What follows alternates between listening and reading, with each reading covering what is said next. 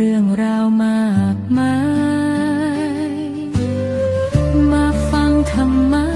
เติมพลังหัวใจสร้างแสงสว่างไว้ให้ชีวิตก้าวเดินนานาสารธรรมดีๆฟังแล้วใจดีมีสุขเหลือเกินธรรมะใกล้ตัวเรียนรู้เพลิดเพลินสร้างทางก้าวเดินด้วยปัญญาและคุณธรรมนานาสารธรรมดีๆวันนี้มีดีมาแบ่งปันสาระความรู้คู่ความสุขทุกวันมารวมสร้างสรรค์สังคมงดงามไปด้วยกัน ไม่ว่าหนทางจะไกลเพียงใดธรรมะนำใจให้ก้าวผ่านพ้นเปิดใจเรียนรู้สร้างบุญกุศลกับทุกเรื่องราวบนนานาสารธรรมดีๆ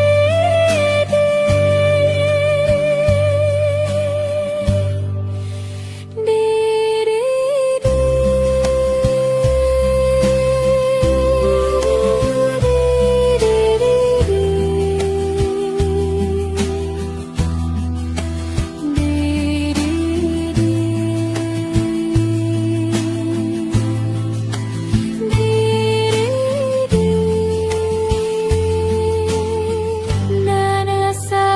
รธรรมดี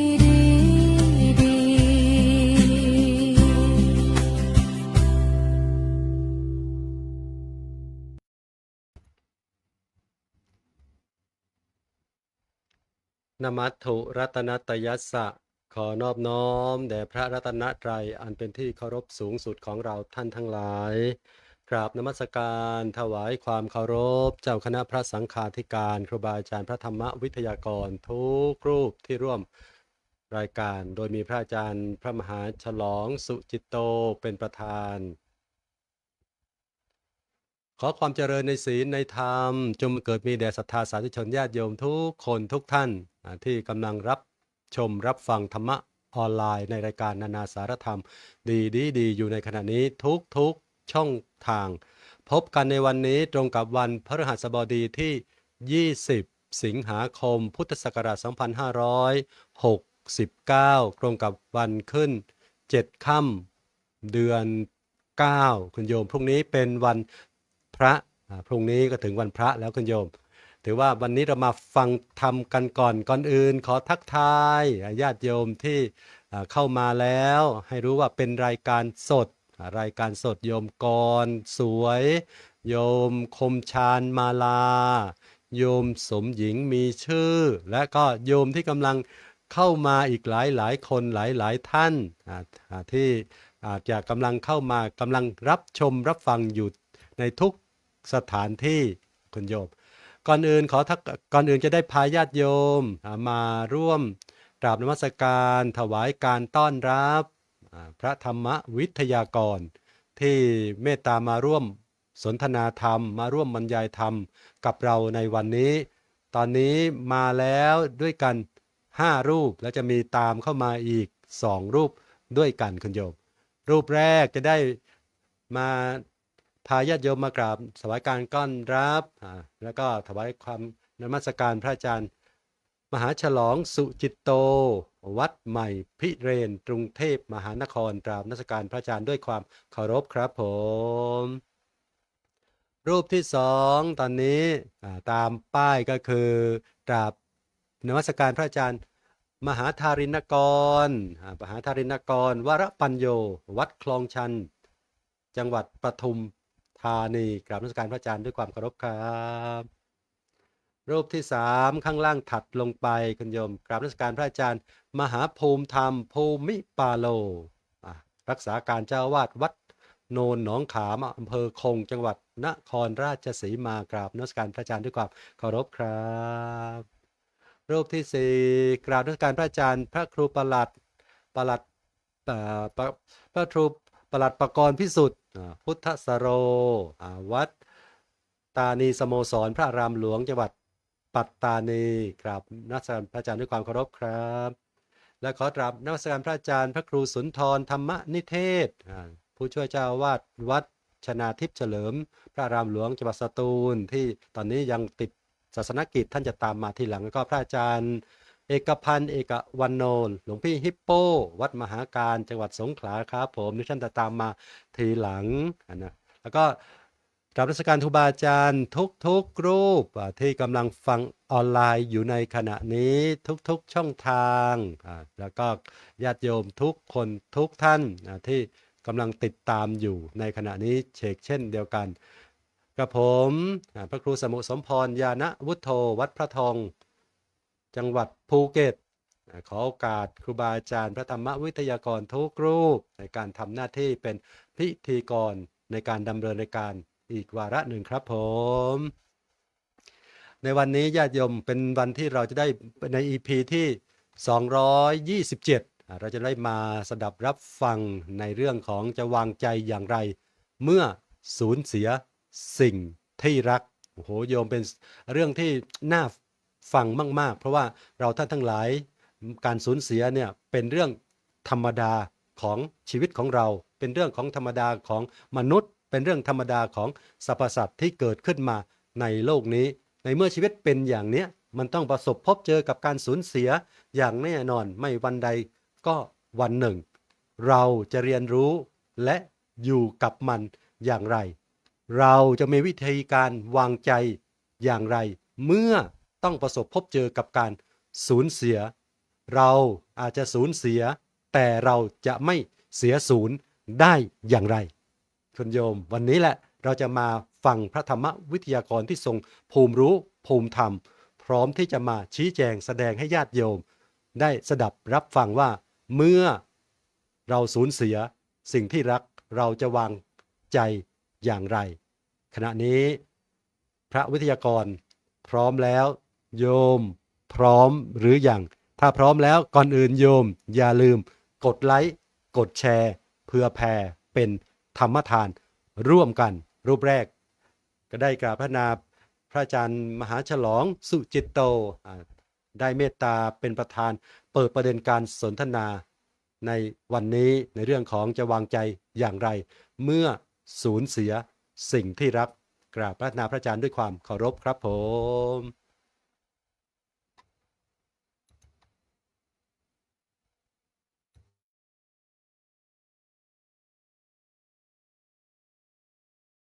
เปิดไมค์ด้วยครับผมเปิดไมค์ให้อาจารย์พระอาจารย์มหาด้วยครับเปิดไมค์ด้วยครับครับผม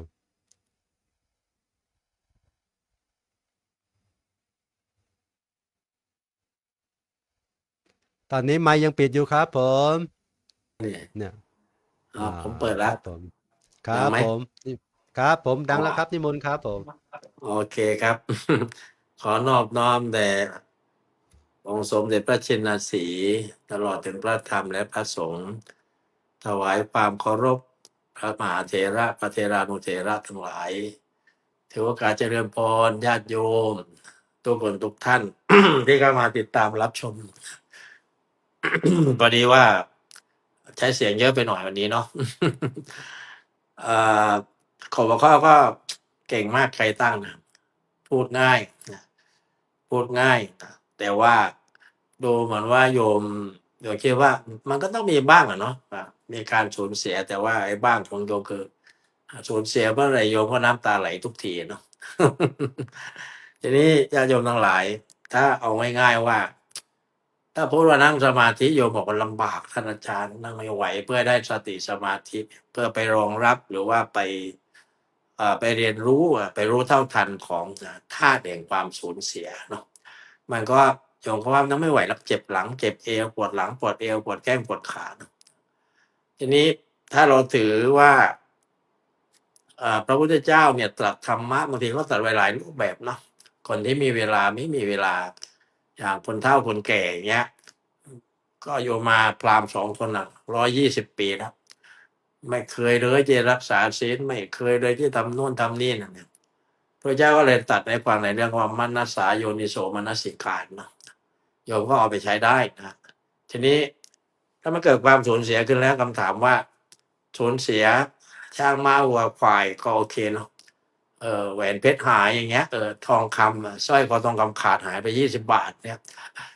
นี่นะสิ่งของเนี่ยแต่ว่าถ้าความสูญเสียเป็นตัวบุคคล เช่นเป็นบุคคลเป็นที่รักของเราพ่อแม่เราอย่างเงี้ยเราจะทำยังไงดีเนี่ยจริงๆแล้วมันทำง่ายนิดเดียวครับนะพูดภาษาชาวบ้านคือทำใจให้มีธรรมนะทำใจให้มีธรรมแต่เมื่อถึงตอนนี้แล้วเนี่ยญาติโยมทั้งหลาย เราต้องย้อนกลับไปหรือว่า จำให้ขึ้นใจว่า การพัฒนาใดๆก็ไร้ค่านะถ้าไม่พัฒนาจิตใจตนนะแต่คำว่าพัฒนาก็เหมือนกับที่พูดโดยตลอดเวลาว่าในเรื่องของทำจิตตภาวนานั่นแหละนะแต่ทีนี้ว่าเราก็มักจะโยนความผิดไปให้อะไรก็ไม่รู้เนาะ เช่นที่เจอนะมาภาพเจอบ่อยๆเนี่ยไปแสดงธรรมไปบรรยายก็นั่งไม่ได้หรอกท่านไม่มีเวลาเป็นนั่นเป็นนี่เป็นโน่นปวดหลังปวดเอวก็ว่ากันไปสารพัดสารเพใช่ไหมจริงๆแล้วเนี่ย ในความรู้สึกส่วนตัวนะญาติโยมทั้งหลาย การนั่งสมาธิถ้าเราถือว่านะหรือว่าวางกฎเกณฑ์ให้กับตัวเองว่ามันเป็นหน้าที่ที่เราต้องทำถ้าไม่ทำเนี่ย ถ้าเราไม่ทำแล้วใครจะทำเหมันหลวงพ่อหลวงพี่หลวงน้าที่เป็นเจ้าอาวาสนี่แหละ ถ้าเราไม่ทำเนี่ยใครจะทำเนี่ยอันนี้ก็โอเคละทีนี้คำว่าไอ้คำว่าสูญเสียจึงจะมองการสูญเสียให้เป็นให้เป็นการได้ดีกว่าจะดีไหม ถ้าเรามองการสูญเสียเป็นการได้เนี่ยโอเคนะเราจะเรียกว่าอัพตัวเองขึ้นไปอัพความคิดอัพเลเวลของจิตขึ้นไป เยอะแยะมากมายท่านทั้งหลายทีนี้ว่าโดยส่วนตัวอาตมาภาพก็สูญเสียโดยสูญเสียโยมพ่อนะตอนนั้นบวชได้2-3 พรรษาโยมพ่อก็เสีย อายุสัก60 กว่าปีเนาะแล้วก็โยมมาอีก10 กว่าปีโยมแม่ก็เสียอีกละโยมแม่เสียอีกแล้วถามว่ามีความเศร้าส้อยมีความหดหู่ไหมมีอะไรต่างๆไหมก็มีบ้างเป็นเรื่องธรรมดาแต่ไม่ถึงขั้นกับว่าน้ำตาไหลนะก็เลยคือถ้าเราน้ำตาไหลอย่างนี้ก็เรียกว่าเสียชาติพระ เสียชาติพระสิทธิพระตถาคตใช่ไหมเราเป็นนักบวช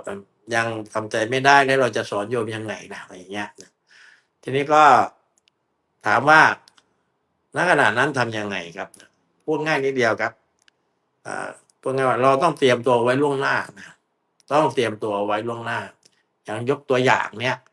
ยกตัวอย่างง่ายๆที่โยมกำลังฮิตกันอยู่ใช่ไหมเขากำลังขึ้นอะไรอ่ะขึ้นป้ายพุ่นเปิดโต้ขึ้นอะไรที่ไทม์ไลน์สแฟร์ของอะไรที่อเมริกาใช่ไหมเด็กภูเก็ตไปประกวดเนี่ยไปร้องเพลงนะทีนี้แน่นอนอ่ะคนไทยก็คาดหวังก็เชียร์ไปสุดตัวแล้ว อย่างเงี้ย ถ้าสมมติประกาศออกมาว่าโอเคมันไม่ผ่านนะมันก็มีอะไรติดตามมาใช่ไหมมันมีโบนธนาบ้าง มันมีอะไรบ้างต่อมีอะไรคือ เราก็พูดง่ายๆว่า จริงๆแล้วไอ้การสูญเสียถ้าเรามองนะมันมองว่าการสูญเสียนั่นแหละคือเป็นโอกาสให้เราเนี่ยได้ประพฤติธรรมถ้ามองอย่างเงี้ยเราจะวินเลยนะลูกจะตายลูกจะเจ็บอะไรต่างๆโอเค ถ้าเรามองอีกมุมหนึ่งคือว่าเราได้ทำหน้าที่เราดีหรือยังถ้าเป็นลูกของเราหรือถ้าเป็นพ่อแม่ของเราเนี่ยท่านมีชีวิตเพื่อให้เราได้ทำหน้าที่นะได้ทำหน้าที่ลูกอย่างนี้เป็นต้นคำถามว่าเรารอให้ท่านกินไม่ได้แล้วก็ไปทำหน้าที่ลูกหรือเปล่า หรือเรารอให้ท่านเรียกว่าคือเดินไม่ไหวอย่างเงี้ย แล้วเราค่อยกลับไปดูแลหรือเปล่าจริงๆแล้วเนี่ยครับ พระเจ้าได้ตรัสธรรมะไว้ ให้เราเนี่ยครับหรือว่า เตรียมความพร้อมเอาไว้เสมอว่าเราต้องเจอสิ่งนี้แน่นอนมีพบมีภาพมีอะไรต่างๆของเนี้ยนะแต่ว่า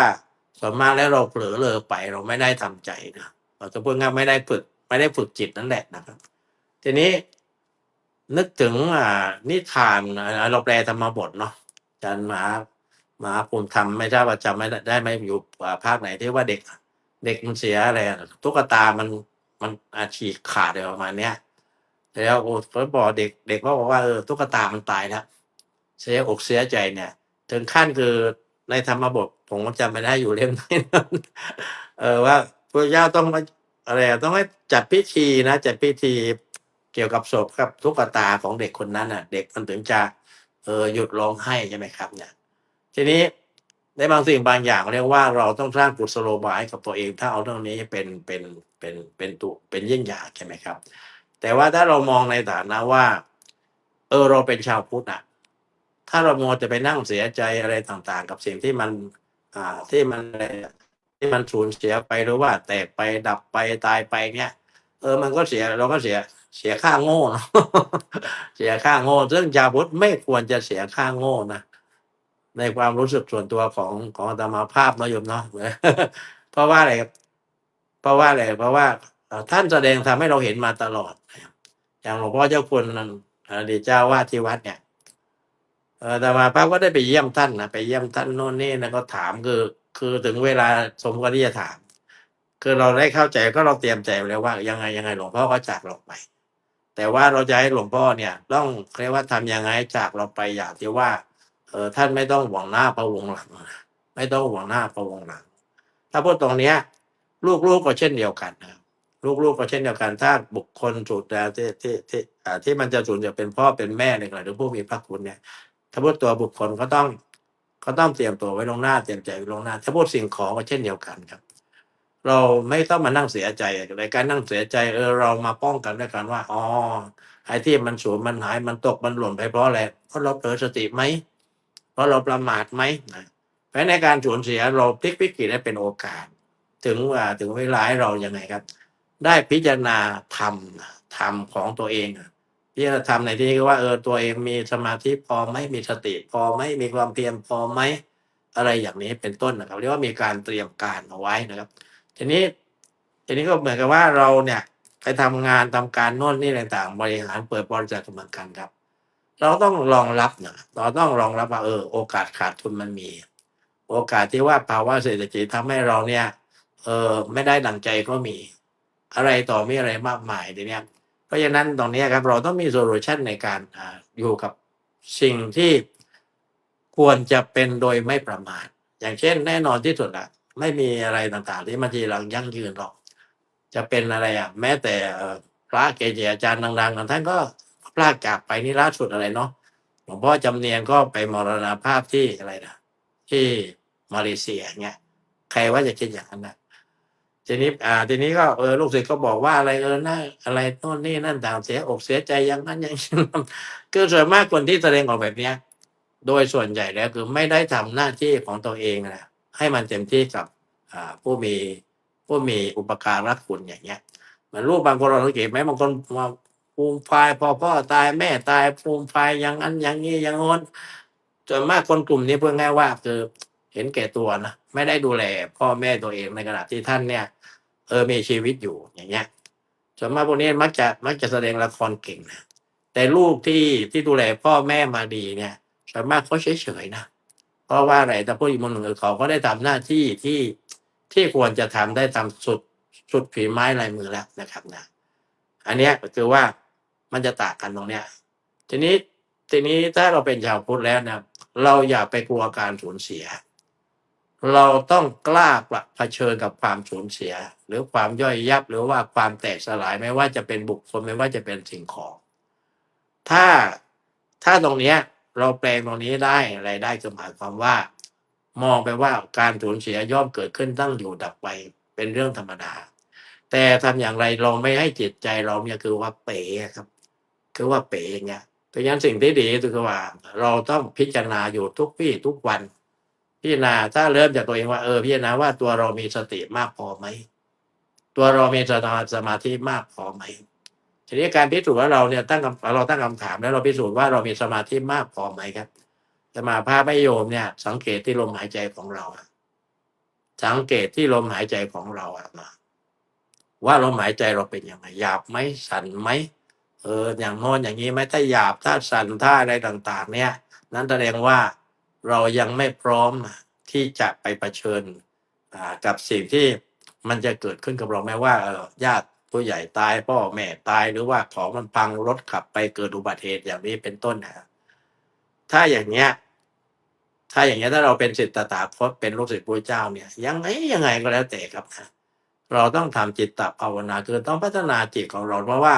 สิ่งที่ไปรองรับเนี่ยไอ้ตัวเหล่านี้คือว่าอะไรครับคือจิต แต่ว่าจะถึงจิตตรงนั้นคือสิ่งที่มันจะเกิดขึ้นคือเราไปทำยังไงให้การใช้ประโยชน์จากอายตนะของเรานี้ให้เป็นไปเพื่ออะไรครับ เพื่อปัญญา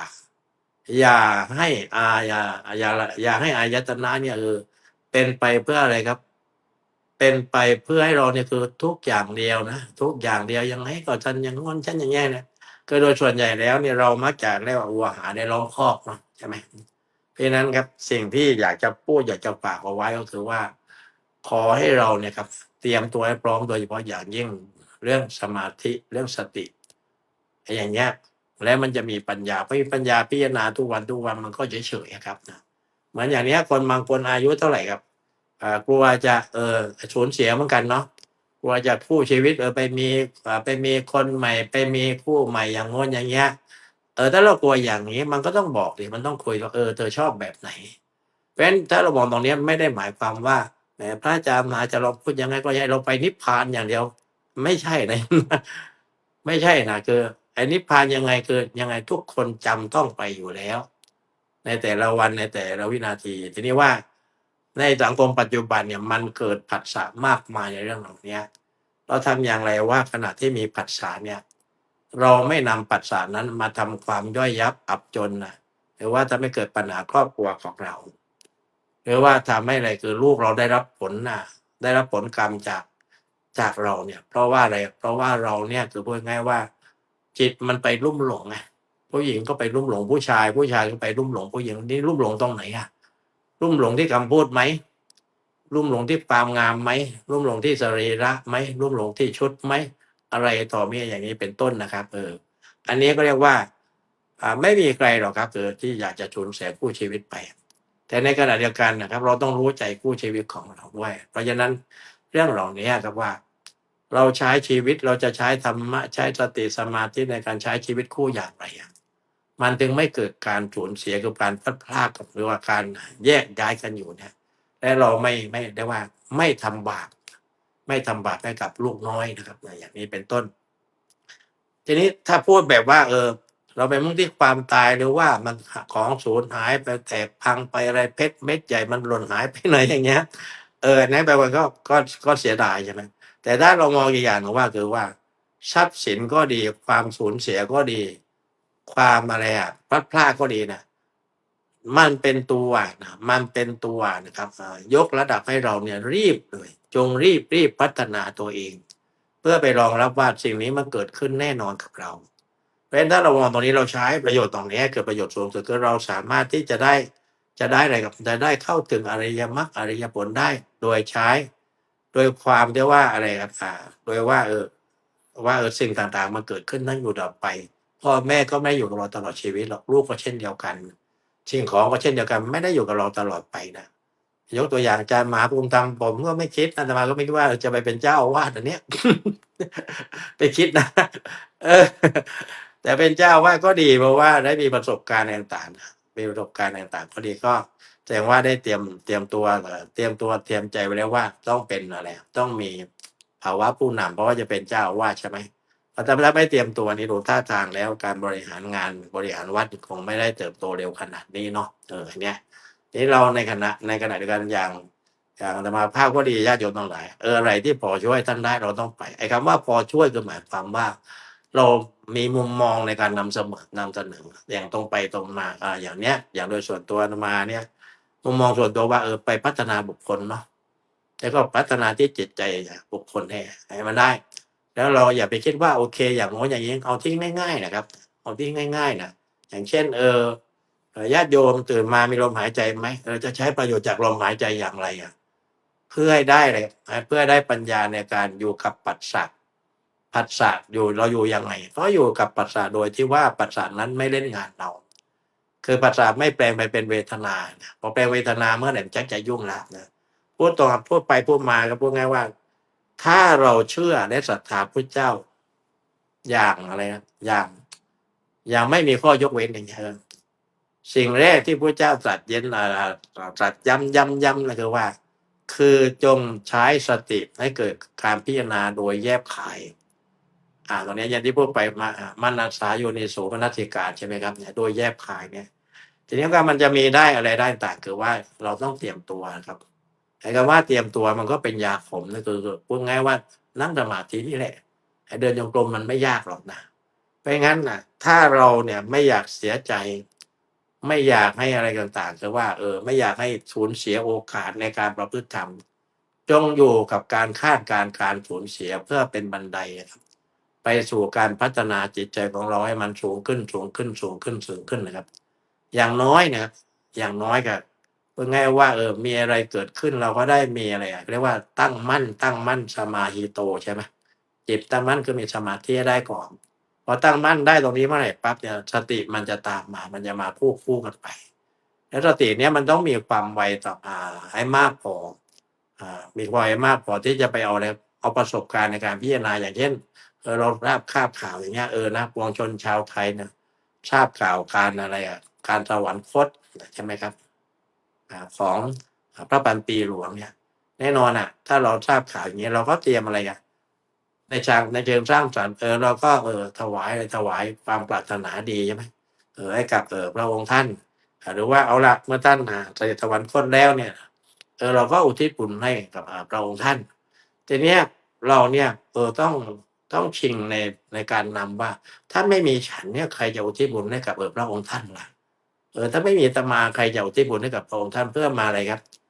มาผลักมาดันมาเป็นตัวอะไรทำให้เราขยันประพฤติปฏิบัติธรรมอย่างนี้เป็นต้นเนี่ยไอ้ตรงนี้ก็ต้องขอโมทนาสาธุอาจารย์มหาภูมิธรรมเนาะได้พาไปเรียนรู้ประสบการณ์ด้วยนะครับ นี่นะเพราะฉะนั้นสรุปให้ญาติโยมฟังนะครับว่า ง่ายที่สุดครับ เราอย่าปล่อยให้การสูญเสียนั้นมันเกิดขึ้น ก่อนที่จิตใจเรานั้นมีสติปัญญา เพราะว่าถ้าเราไม่มีสติปัญญายังไม่ได้พัฒนาจิตใจเนี่ยมันก็นำมาถึงความเศร้านำมาถึงความไม่สบายใจอะไรต่างๆเยอะแยะมากมายนะอันนี้พูดในเชิงจิตใจ ถ้าพูดในเชิงวัตถุเนี่ย ถ้าเราดูแลไม่ดีบัญชีเราต่างในที่เราเซฟไว้ในคอมใช่ไหมเดี๋ยวโดนเจาะโดนทะลวงอีกมันก็พังทลายเรียกว่าธุรกิจเราก็พังไปด้วยใช่ไหมครับ สิ่งที่ง่ายที่สุดครับ การวางจิตวางจิตในขณะความสูญเสียพูดง่ายวางจิตให้มีสมาธิสติให้เพียงพอหรือถ้าพูดง่ายๆว่าเราจะทำอย่างไรไหนความว่าเราจะอยู่กับสิ่งที่มันไม่เที่ยงแท้แน่นอนอย่างไรโดยที่เราไม่เป็นทุกข์กับมันทั้งเรียกว่าฝึกอยู่แบบไม่เป็นทุกข์กับสิ่งที่เราอยู่ปัจจุบันไม่ว่าจะเป็นคู่ชีวิตไม่ว่าจะเป็นลูกเป็นเต้าเป็นลูกเป็นร้านเป็นอะไรก็แล้วแต่หรือว่าสิ่งของก็แล้วแต่ครับทางออกที่ดีที่สุดไม่มีอะไรดีไปกว่าจิตตภาวนาเกิดพัฒนาจิตร้อยมีสมาธิสติที่เพียงพอถ้ามีเพียงพอแล้วเราจะเข้าใจตามความเป็นจริงว่าทุกอย่างไม่มีอะไรอยู่เหนือกฎอนิจจังทุกขังอนัตตาไปได้ทีนี้พูดง่ายนะแต่เวลามันเกิดจริงมันไม่ได้ง่ายอย่างที่พูด งั้นถ้าโดยส่วนตัวญาติโยมทั้งหลายอยากขยันขยออยากจะให้ญาติโยมเปิดใจนะเปิดใจในการที่ว่าคือพูดง่ายว่าไม่ปัดวันประกันพรุ่งในการนั่งสมาธิในการนั่งสมาธิและจงใช้การนั่งสมาธิเกิดประโยชน์สูงสุดทางด้านจิตใจและทางด้านร่างกายถ้าพูดกันตรงนี้แล้วพูดง่ายๆว่าคือพูดดีหลอกเดิมได้โยมอย่าลืมทำจิตตภาวนาแล้วก็จิตตภาวนาที่โยมใช้หลักปฏิบัติที่ดีที่สุดง่ายที่สุดก็คือไม่มีอะไรดีไปกว่าอานาปานสติภาวนาถ้าโยมปฏิบัติตามอานาปานสติภาวนาได้เนี่ยโยมจะแฮปปี้กับเมื่อมันเกิดความสูญเสียนะเราจะโชคดีโอ้ยนี่ดีนะเราได้พัฒนาสตินี่เรามีสมาธิเราเข้าใจสัจธรรมนะไม่เป็นไรนี่พ่อแม่อะไร เจ็บไข้ไม่สบายก็โอเคสังขารเกิดขึ้นตั้งอยู่ดับไปอะไรมันจะแตกสลายอะไรมันจะหายไปเล่นหุ้นขาดทุนหุ้นซื้อทองขาดทุนทองขาดเก็งกำไรนั่นแสดงว่าเราประมาทเพราะเราโลภเอามาตรงนี้มาปรับเปลี่ยนวิธีคิดใหม่ เราจะทำธุรกิจจะอะไรก็แล้วแต่ครับ เราต้องทำด้วยความมีความรู้และก็ไม่ประมาทการใช้ชีวิตคู่ก็เช่นเดียวกันครับ เราใช้ชีวิตคู่โดยไม่ประมาทการมีชีวิตหรือการมีชีวิตอยู่ก็เช่นเดียวกันครับ เรามีชีวิตอย่างไม่ประมาทสิ่งที่ทำให้เราไม่ประมาทได้คือเราต้องมีสติสิ่งที่สติมันจะมีได้ต่อเมื่อเราลงมือปฏิบัติธรรมถ้าเราปฏิบัติธรรมมากเท่าไหร่ปฏิบัติถูกต้องเมื่อไหร่นั่นแหละเราถึงจะคุ้มค่าชีวิตที่เกิดมาในพบพระพุทธศาสนาสรุปว่าอยู่กับสิ่งอันเป็นที่รักเนี่ยหรือว่ามันจะเกิดการสูญเสียแล้วเราก็ใช้โอกาสที่มันมีอยู่นี่แหละเตรียมความพร้อมในการพัฒนาจิตใจมีสมาธิสติและครับเราต้องทำความเพียรให้มากยิ่งขึ้นอย่ารอจนอายุ60แล้วไปเข้าวัดนะโยมนะนี่มันเป็นอะไรที่โนเนเกินไปนะเราต้องปฏิบัติธรรมตั้งแต่หนุ่มๆนะหนุ่มๆนี่ดีสุดอย่างอาตมาภาพในโชคดีได้บวชพระนะตอน20 กว่าแล้ว20 กว่าก็เรียกว่าได้ฝึกสมาธิตรงนั้นเลยแต่ก่อนนี้ไม่มีหรอกสมาธิไม่เป็นหรอกนั่งไปทำไมเสียเวลาอย่างเงี้ยนะนะเพราะฉะนั้นครับพอมาถึงตอนนี้แล้วเนี่ยเสียดายเวลาที่ผ่านไปที่ว่า อันนี้พูดตรงตัวเองนิดหน่อยนะว่าได้ปฏิบัติธรรมน้อยเกินไปก็10 ปีให้หลังนี้ก็พัฒนาในการนั่งสมาธิมากขึ้นสรุปว่าญาติโยมทั้งหลายป้องกันไม่ให้เราเนี่ยเสียใจน้ำตาไหลฟูมไฟต่างๆเนี่ยเมื่อคราวเกิดการสูญเสียขึ้นนะครับ เราก็ต้องอยู่กับมันด้วยปัญญา อยู่กับมันด้วยสติอยู่กับมันด้วยสมาธิก็สรุปความว่าทำจิตตภาวนาคือพัฒนาจิตโดยใช้หลักพัฒนาเรียกว่าอานาปานสติภาวนาหรือว่าอานาปานสติ16 ขั้นก็พอสมควรเก็บเวลาเนาะขออำนวยอวยพรให้ครูบาอาจารย์ทุกรูปนะครับจงมีอายุมั่นขวัญยืนมีชีวิตสดชื่นแจ่มใสจงมีชีวิตเพื่อปรารถนาไตรขอให้ทุกรูปทุกนามนั้นได้ดวงตาเห็นตามของพระสัมมาสัมพุทธเจ้าในชีวิตนี้โดยทั่วกันทุกรูปทุกนามเทินและขอให้พรญาติโยมทุกคนว่าจงมีความสุขมีความเจริญในชีวิตในหน้าที่การงานแล้วก็มีความสุขมีความปลอดภัยโชคดีมีชัยตามการใดๆก็ให้ได้กำไรเยอะๆขอให้ร่ำขอให้รวยนะขอให้ท่านทั้งหลายได้ธรรมจักสุในชีวิตนี้โดยทั่วกันทุกท่านทุกตนทุกคนเทิน สาธุกราบขอบคุณพระอาจารย์มหาฉลองสุจิตโตครับผมที่เป็นให้ความเมตตามาเป็นประธานในการเปิดประเด็นการสนทนาธรรมการบรรยายธรรมในวันนี้อย่าหยุดฝันขออภัยในวันนี้จะวางใจอย่างไร เมื่อสูญเสียสิ่งที่รักแน่นอนว่าทุกคนทุกท่านผ่านการสูญเสียมาพระอาจารย์ก็ผ่านการสูญเสียมาเช่นเดียวกันโยมบอกว่าเราพูดเรื่องนี้เนี่ยพูดง่ายแต่ทำยากเป็นเรื่องธรรมดาที่ไม่ธรรมดาโยมสมศรีมีชื่อบอกว่าอย่างนั้นบอกว่าเป็นเรื่องธรรมดาเนี่ยพูดในเรื่องธรรมดานะแต่เมื่อประสบพบเจอตัวเองมันไม่ธรรมดาคุณโยมนั่นแหละตอนนี้เรามาฟังไว้ก่อนว่าเราจะเตรียมยังไงเตรียมพร้อมยังไงอาจารย์ท่านบอกไว้แล้วว่าเตรียมตัวไว้ล่วงหน้าเราเคยได้เตรียมไหมถ้าเรื่องอย่างนี้เกิดขึ้นกับการสูญเสียจะเกิดขึ้นกับตัวเราบางทีเราไม่เคยเตรียมนะบางทีเรามีความแฮปปี้อยู่กับการรู้จักมักคุ้นกับใครก็แล้วแต่กับครอบครัวกับคนที่เรารักยิ่งเรารู้รักยิ่งเรารักมากยิ่งเราผูกพันมากท่านบอกว่าเมื่อสิ่งนั้นจากใจเรายิ่งเจ็บคำว่าเจ็บก็คือความทุกข์ที่เกิดขึ้นจากการพลัดพรากจากบุคคลอันเป็นที่รักของเก่าไปใช่ไหมโยมฉะนั้นพระอาจารย์จึงบอกให้เราทำใจให้มีธรรมเตรียมตัวไว้ล่วงหน้าการสูญเสียเป็นโอกาสที่เราจะได้ประพฤติธรรมการสูญเสียเป็นโอกาสของเราคุณโยมที่เราจะได้ประพฤติปฏิบัติธรรมอย่างที่ถึงคืออะไรเราจะได้พินิจพิจารณาให้เห็นถึงความไม่เที่ยงแท้ไม่แน่นอนในชีวิตของพวกเรา ท่านทั้งหลายมีศาสนสุภาษิตบทหนึ่งว่าสัพเพสังขารานิจจาสังขารทั้งหลายทั้งปวงไม่เที่ยงสัพเพสังขาราทุกขาสังขารทั้งปวงเป็นทุกข์คือทนอยู่สภาพเดิมไม่ได้และสัพเพธรรมาอนัตตาธรรมทั้งหลายไม่ใช่ตัวตนไม่อยู่ในอำนาจในการบังคับบัญชาของเราเราไม่อยากให้คนที่เรารักหรือสิ่งของที่เรามีสิ่งของที่เรามีสิ่งของที่เราใช้อยู่เนี่ยจากเราไปแต่ทุกสิ่งทุกอย่างเนี่ยมันไม่สามารถอยู่ในการบังคับบัญชาของเราได้เป็นเรื่องที่เราเนี่ยไม่สามารถควบคุมได้เมื่อเรารู้ว่าสิ่งเหล่านี้ทั้งหลายทั้งปวงคุณโยมไม่สามารถควบคุมได้สักวันหนึ่งวันใดเนี่ยเราจะต้องสูญเสียไปเราจะทำใจอย่างไงกับเรื่องนี้พระอาจารย์บอกว่าให้เตรียมตัวให้พร้อมอย่างน้อยเราต้องทำจิตตภาวนาเจริญสติเจริญสมาธิให้เกิดปัญญาเตรียมพร้อมรับรู้เรื่องที่จะเกิดขึ้นกับชีวิตของเรา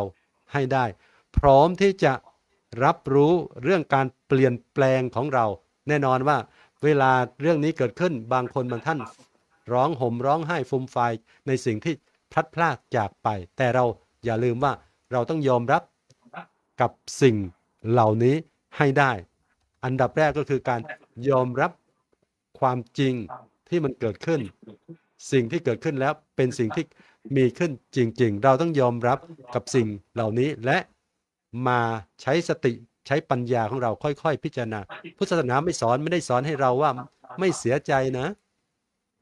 ปุถุชนคนธรรมดาทั่วไปเนี่ยเมื่อการพลัดพรากเกิดขึ้นกับเราการสูญเสียเกิดขึ้นกับเราเนี่ยใจของคนธรรมดาปุถุชนคนทั่วไปเนี่ยย่อมมีการเสียอกเสียใจแม้พระอะไรนะนางวิสาขาใช่ไหมอาจารย์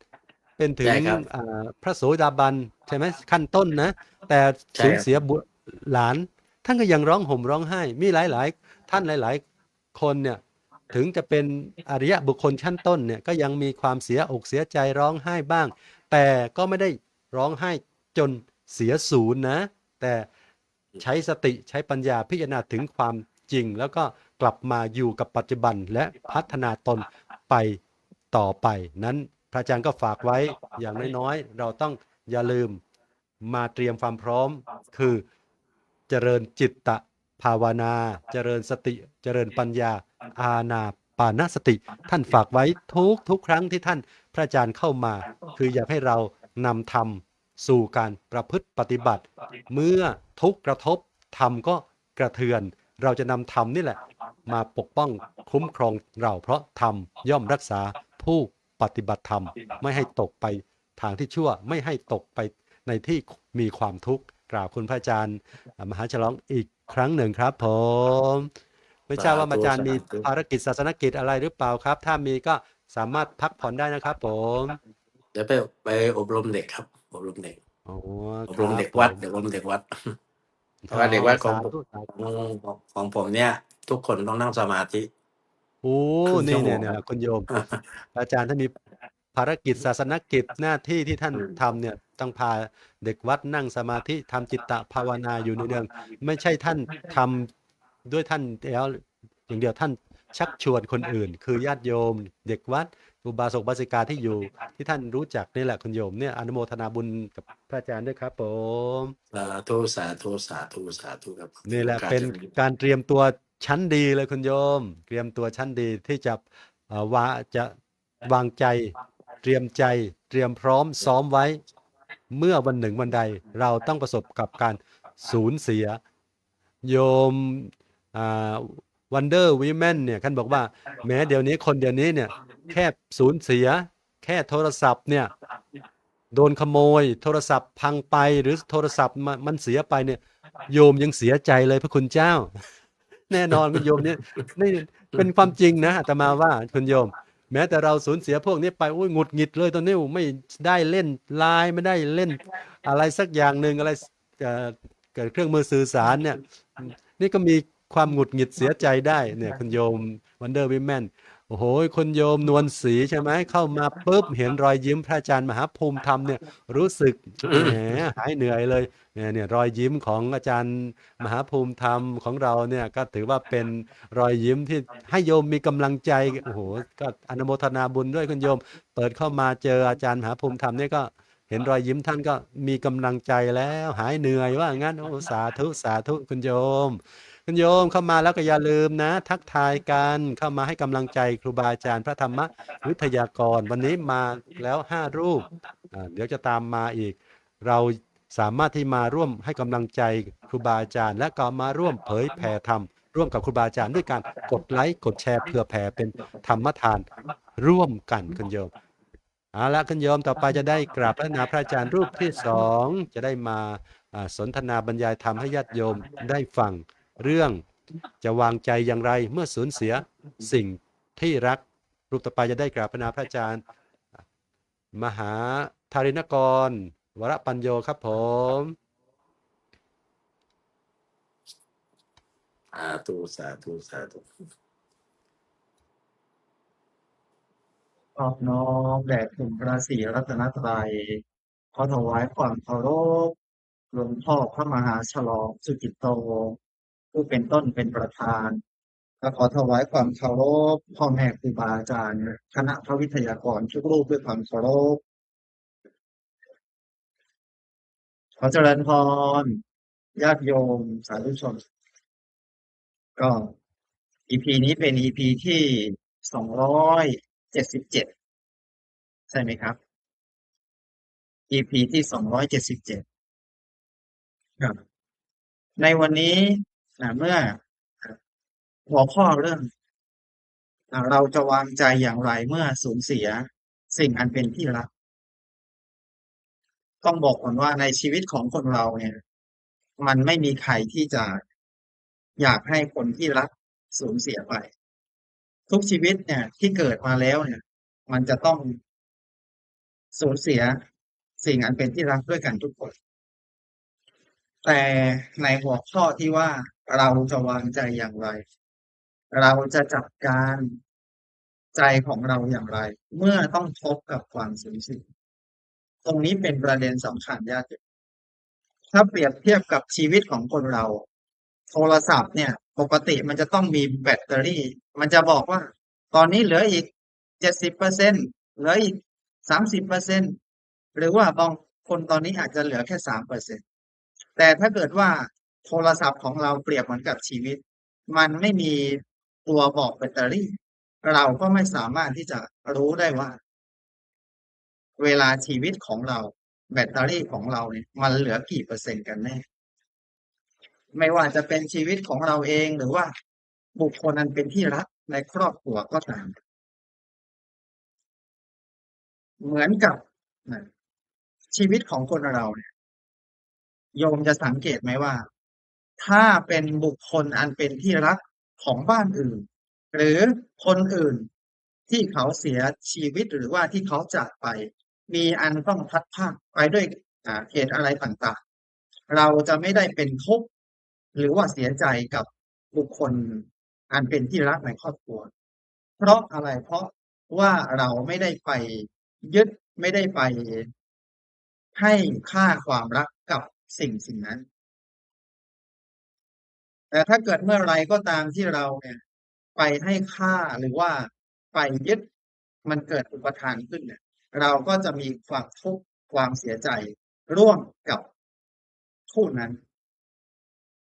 เรียกว่าไม่ยึดก็ไม่ทุกข์ถ้ายึดเมื่อไรก็ทุกข์เมื่อนั้นยึดมากก็ทุกข์มาก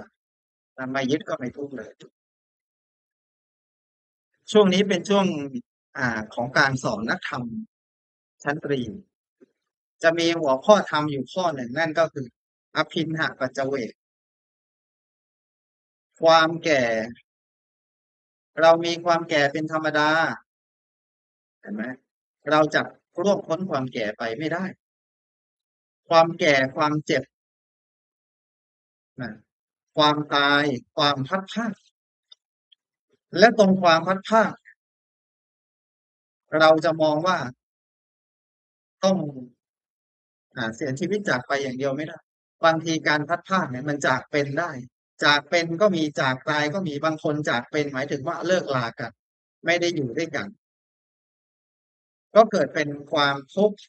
เกิดเป็นความรู้สึกเสียใจขึ้นในใจ แล้วเราจะวางใจอย่างไร หลายคนก็ต้องผ่านประสบการณ์ผ่านจุดนั้นมาด้วยกันทุกคน มันก็ผ่านมาได้ ด้วยอาศัยระยะเวลาแล้วก็การทำใจยอมรับ เราต้องยอมรับก่อนว่าสิ่งที่มันเกิดขึ้นเนี่ยเราต้องยอมรับในใจของเรา เราจึงจะเป็นทุกข์น้อย ถ้าเราไม่ยอมรับความจริง เราก็จะเป็นทุกข์มาก เรามีความเกิด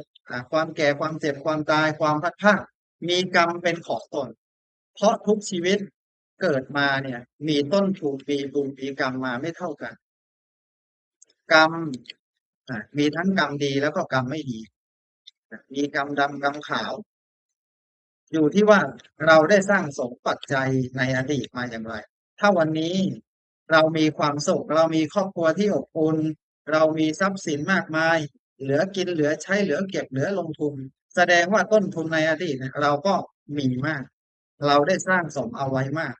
ก็ทำให้ชีวิตนี้ของเราเพียบพร้อมไปด้วยทุกสิ่งอันนี้ก็คือกรรมดีแต่ถ้าเกิดกรรมไม่ดีเราทำปาณาติบาตเราลักเล็กขโมยน้อยเราประพฤติผิดเรากล่าวคำเท็จเราดื่มสุราชีวิตของเรามันก็จะต้องตกต่ำไปหรือว่ามีเหตุมีวิบากกรรมส่งผลทำให้ชีวิตของเรานั้นต้องรับกรรมรับเคราะห์กรรมตรงนั้นไปแต่ถ้าเกิดวันนี้เราไม่ประมาทแล้วเราก็ละสิ่งไม่ดีแล้วก็บำเพ็ญความดีเราก็จะได้ไม่ขาดทุนในชีวิตที่เราได้เกิดตัวอย่างเหมือนกับนางกีสาโคตมีเนี่ยที่นางสูญเสียลูกน้อยเมื่อไปหาพระพุทธเจ้าแล้วเนี่ยพระพุทธเจ้าก็เลยบอกว่าให้ไปหาเมล็ดผักกาดมาจากบ้านที่ไม่เคยมีคนตายเลยนางกีสาโคตมีก็วิ่งไปหาทุกบ้านเลยในหมู่บ้านมีกี่สิบหลังคาเรือนนางก็ไปหาแต่ปรากฏว่าเมื่อนางไปเคาะประตูถามแล้วเนี่ยก็ไม่มีใครที่มีเมล็ดผักกาดจากบ้านที่ไม่เคยมีคนตายนางจึงได้สติระลึกว่าความตายมันเป็นเรื่องธรรมดามันเป็นเรื่องของความจริงนางก็ยอมรับเมื่อนางยอมรับแล้วนางก็ได้สตินางได้สตินางก็หายเป็นบ้าเพราะรู้ว่าสิ่งที่ตนเองเสียไปนั้นไม่สามารถที่จะกลับคืนมาได้เหมือนกับตัวอย่างในปัจจุบันเหมือนญาติโยมที่สูญเสียบุคคลอันเป็นที่รักบุคคลอันเป็นที่รักในครอบครัวก็ต้องวางใจสิ่งที่สำคัญนั้นคืออะไรในพระพุทธศาสนาเนี่ยสอนเรื่องการปล่อยวางคำว่าปล่อยวางเนี่ยเราต้องวิเคราะห์หรือว่าเราต้องเข้าใจความหมายก่อนว่ามันแปลว่าอะไรปล่อยวางมันไม่ได้แปลว่าไม่ให้คิดถึงไม่ให้รักหรือว่าต้องลืมแต่คือการยอมรับความจริงยอมรับความจริงโดยไม่ให้ความจริงนั้นมาทำร้ายชีวิตที่เหลืออยู่ของเราถ้าเรายอมรับในสัจธรรมความจริงได้มันก็เป็นทุกข์น้อยเป็นทุกข์น้อยดีกว่าเป็นทุกข์มากสรุปก็คือถ้าเราไม่ยึดก็ไม่ทุกข์ถ้าเรายึดเราก็ทุกข์มากก็ขอให้ทุกคนมีสติสำคัญที่สุดเลยสติจะเกิดขึ้นจากตัวของเรานะครับสติเกิดขึ้นจากการฝึกหัดฝึกฝนในการเจริญสติมากๆเจริญสติแบบไหนเราก็ต้องหาวิธีเจริญสติด้วยการปฏิบัติธรรมมีเวลาอยู่บ้านแล้วก็หมั่นทำสมาธิสวดมนต์ไหว้พระหรือว่าจะปฏิบัติธรรมในรูปแบบต่างๆเราก็สามารถที่จะเจริญสติได้คนไหนที่มีสติมากเขาก็จะเสียใจน้อยเพราะว่าเขามีสติบางคนไม่มีสติก็จะเสียใจมาก เพราะวางใจไม่เป็นสติก็น้อยลงปัญญาก็ไม่เกิดถ้าเรามีสติแล้วรู้จักวางใจยอมรับตามความเป็นจริงว่าทุกสิ่งทุกอย่างนั้นย่อมมีความพัดพรากจากไปเราก็จะวางใจยอมรับสิ่งเหล่านี้ได้ก็ขอฝากไว้แต่เพียงเท่านี้ขอบคุณครับ สาธุครับขอบคุณพระอาจารย์มหาธรินกรวรปัญโยจากวัดคลองชันปทุมธานีครับผมก่อนอื่นกราบนมัสการพระอาจารย์กราบนมัสการถวายการต้อนรับพระอาจารย์พระครูสุนทรธรรมนิเทศครับผมแล้วก็กราบถวายการต้อนรับพระอาจารย์เอกพันธ์เอกวันโนหลวงพี่ฮิปโปทั้งสองรูปครับเข้ามาร่วมสนทนาธรรมร่วมบรรยายธรรมร่วมกันครับผมหลังจากที่พระอาจารย์มหาธรินกรวรปัญโยท่านได้บรรยายจบเรียบร้อยเนี่ยญาติโยมเป็นยังไงบ้าง เราได้เห็นความสำคัญที่ต้องเตรียมความพร้อมในการฝึกจิตฝึกใจของเราหรืออย่างการวางใจของเราหรืออย่างเมื่อต้องสูญเสียเพื่อเตรียมการสูญเสียเพราะว่าเราไม่รู้คุณโยมชีวิตของเราหรือบุคคลที่เรารักเนี่ยจะมีชีวิตอยู่ยืนยาวสักเท่าไหร่ไม่มีเครื่องหมายนิมิตบ่งบอกในชีวิตของพวกเราว่าเราหรือว่าคนที่เรารักที่เราอยู่ด้วยเนี่ยจะมีชีวิตอยู่เท่าไหร่ท่านอาจารย์บอกว่าแบตเตอรี่ของแต่ละคนแต่ละท่านเนี่ยไม่รู้หรอกว่าจะเสื่อมวันไหนจะหมดตอนไหนอย่างไรแม้แบตเตอรี่โทรศัพท์ของโยมเนี่ยโยมบอกว่าซัมซุงของโยมนี่ก็ยี่ห้อเนี้ยก็เริ่มเสื่อมเหมือนกันไม่รู้เนี่ย จะทำยังไงเนี่ยนั้นคนเราไม่รู้เหมือนกันว่าเราจะมีชีวิตอยู่บนโลกใบนี้เท่าไหร่เราไม่รู้เรารู้จักแต่วันที่เรามาเกิดบนโลกใบนี้คือวันเกิดแต่ว่าวันที่เราจะไปจากโลกใบนี้เราก็ไม่มีใครรู้ได้ฉะนั้นเมื่อที่เราไม่รู้กันเนี้ยในทางพุทธศาสนาพระอาจารย์ได้พูดถึงหลักหนึ่งที่ให้เราพุทธบริษัทได้นำมาเป็นเครื่องพินิจพิจารณาอยู่บ่อยๆในชีวิตของพวกเราก็เรียกว่าการพิจารณาอยู่เนืองๆก็คืออภินหปัญจเวกพระอาจารย์พูดไปแล้วเมื่อกี้คือให้เราพิจารณาว่าเรามีความแก่เป็นธรรมดาไม่สามารถล่วงพ้นความแก่ไปได้เรามีความเจ็บไข้เป็นธรรมดาไม่สามารถล่วงพ้นความเจ็บไข้ไปได้เรามีความตายเป็นธรรมดาตายได้ออกรายการได้นะตุยเป็นธรรมดาไม่สามารถล่วงพ้นความตายไปได้เรามีความพลัดพราก เป็นธรรมดาและสุดท้ายเรามีกรรมเป็นของตนเราทำกรรมใดไว้เป็นบุญหรือเป็นบาปเราจะมีเป็นทายาทเป็นผู้รับผลของการกระทำของเราเองพระอาจารย์ได้นำเรื่องของสิ่งที่ญาติโยมชาวพุทธนี่แหละควรมาพิจารณาอยู่เนืองอยู่บ่อยๆและจะเกิดประโยชน์กับชีวิตของพวกเราเมื่อวันหนึ่งวันใดเราต้องแก่นะเราต้องเจ็บไข้ได้ป่วยนะเราต้องตุยนะเราต้องพลัดพรากจากคนที่เรารักและเราเข้าใจในชีวิตของเราเรามีความสุขเรามีความเจริญเรามีความเสื่อมก็เพราะผลของการกระทำของเราทั้งหมดไม่ใช่เทวดาหรอกมาอุ้มสมไม่ใช่พระพรหมดอกมาเสกสรรไม่ใช่วันศุกร์เสาร์หรืออาทิตย์จันทร์จะมาดลบันดาลให้เราชั่วดีแต่กรรมลิขิตชีวิตของคนจะยากดีมีจนก็สุดแต่วิถีกฎแห่งกรรมกฎแห่งการกระทำคือทำดีได้ดีถ้าทำชั่วแล้วก็มีแต่เลวทรามนั้นให้เรามั่นใจในการกระทำของเรากฎของการกระทำของเราเป็นกฎที่แน่นอนไม่มีที่เราจะเปลี่ยนแปลงได้นั้นเนี่ยคือสิ่งที่เราควรพิจารณาให้เห็นตามความเป็นจริงท่านพูดถึงว่าสมัยพุทธกาลมีกีสาโคตมียังอุ้มลูกไปหาเมล็ดผักกาดเนี่ยจนพระพุทธเจ้าต้องให้ไปหาแต่ละบ้านทุกบ้านเนี่ยก็มีเมล็ดผักกาดแต่ทุกบ้านนั้นต้องมีข้อแม้ว่าบ้านนั้นไม่เคยมีใครตุยไปแต่ทุกบ้านที่ไปหาก็ตุยทั้งนั้นสุดท้ายมีสติโอ้มันไม่ใช่เฉพาะเราไม่ใช่เฉพาะลูกเราไม่ใช่เฉพาะเราที่ต้องสูญเสียบ้านอื่นก็สูญเสียเหมือนกันใช่ไหมคุณโยมบ้านอื่นหลังคาอื่นเขาก็สูญเสียเช่นเดียวกันโอ้โหมีสติเกิดปัญญาขึ้นมาทันทีนี่ไงมีสติมีปัญญาท่านฝากไว้อย่าไปยึดถ้าไม่ยึดมันก็ไม่ทุกข์ และขอให้เรามีสติมันจะเกิดปัญญาเห็นตามความเป็นจริงขอบคุณพระอาจารย์มหาธารินกรวรปัญโยอีกครั้งหนึ่งครับผม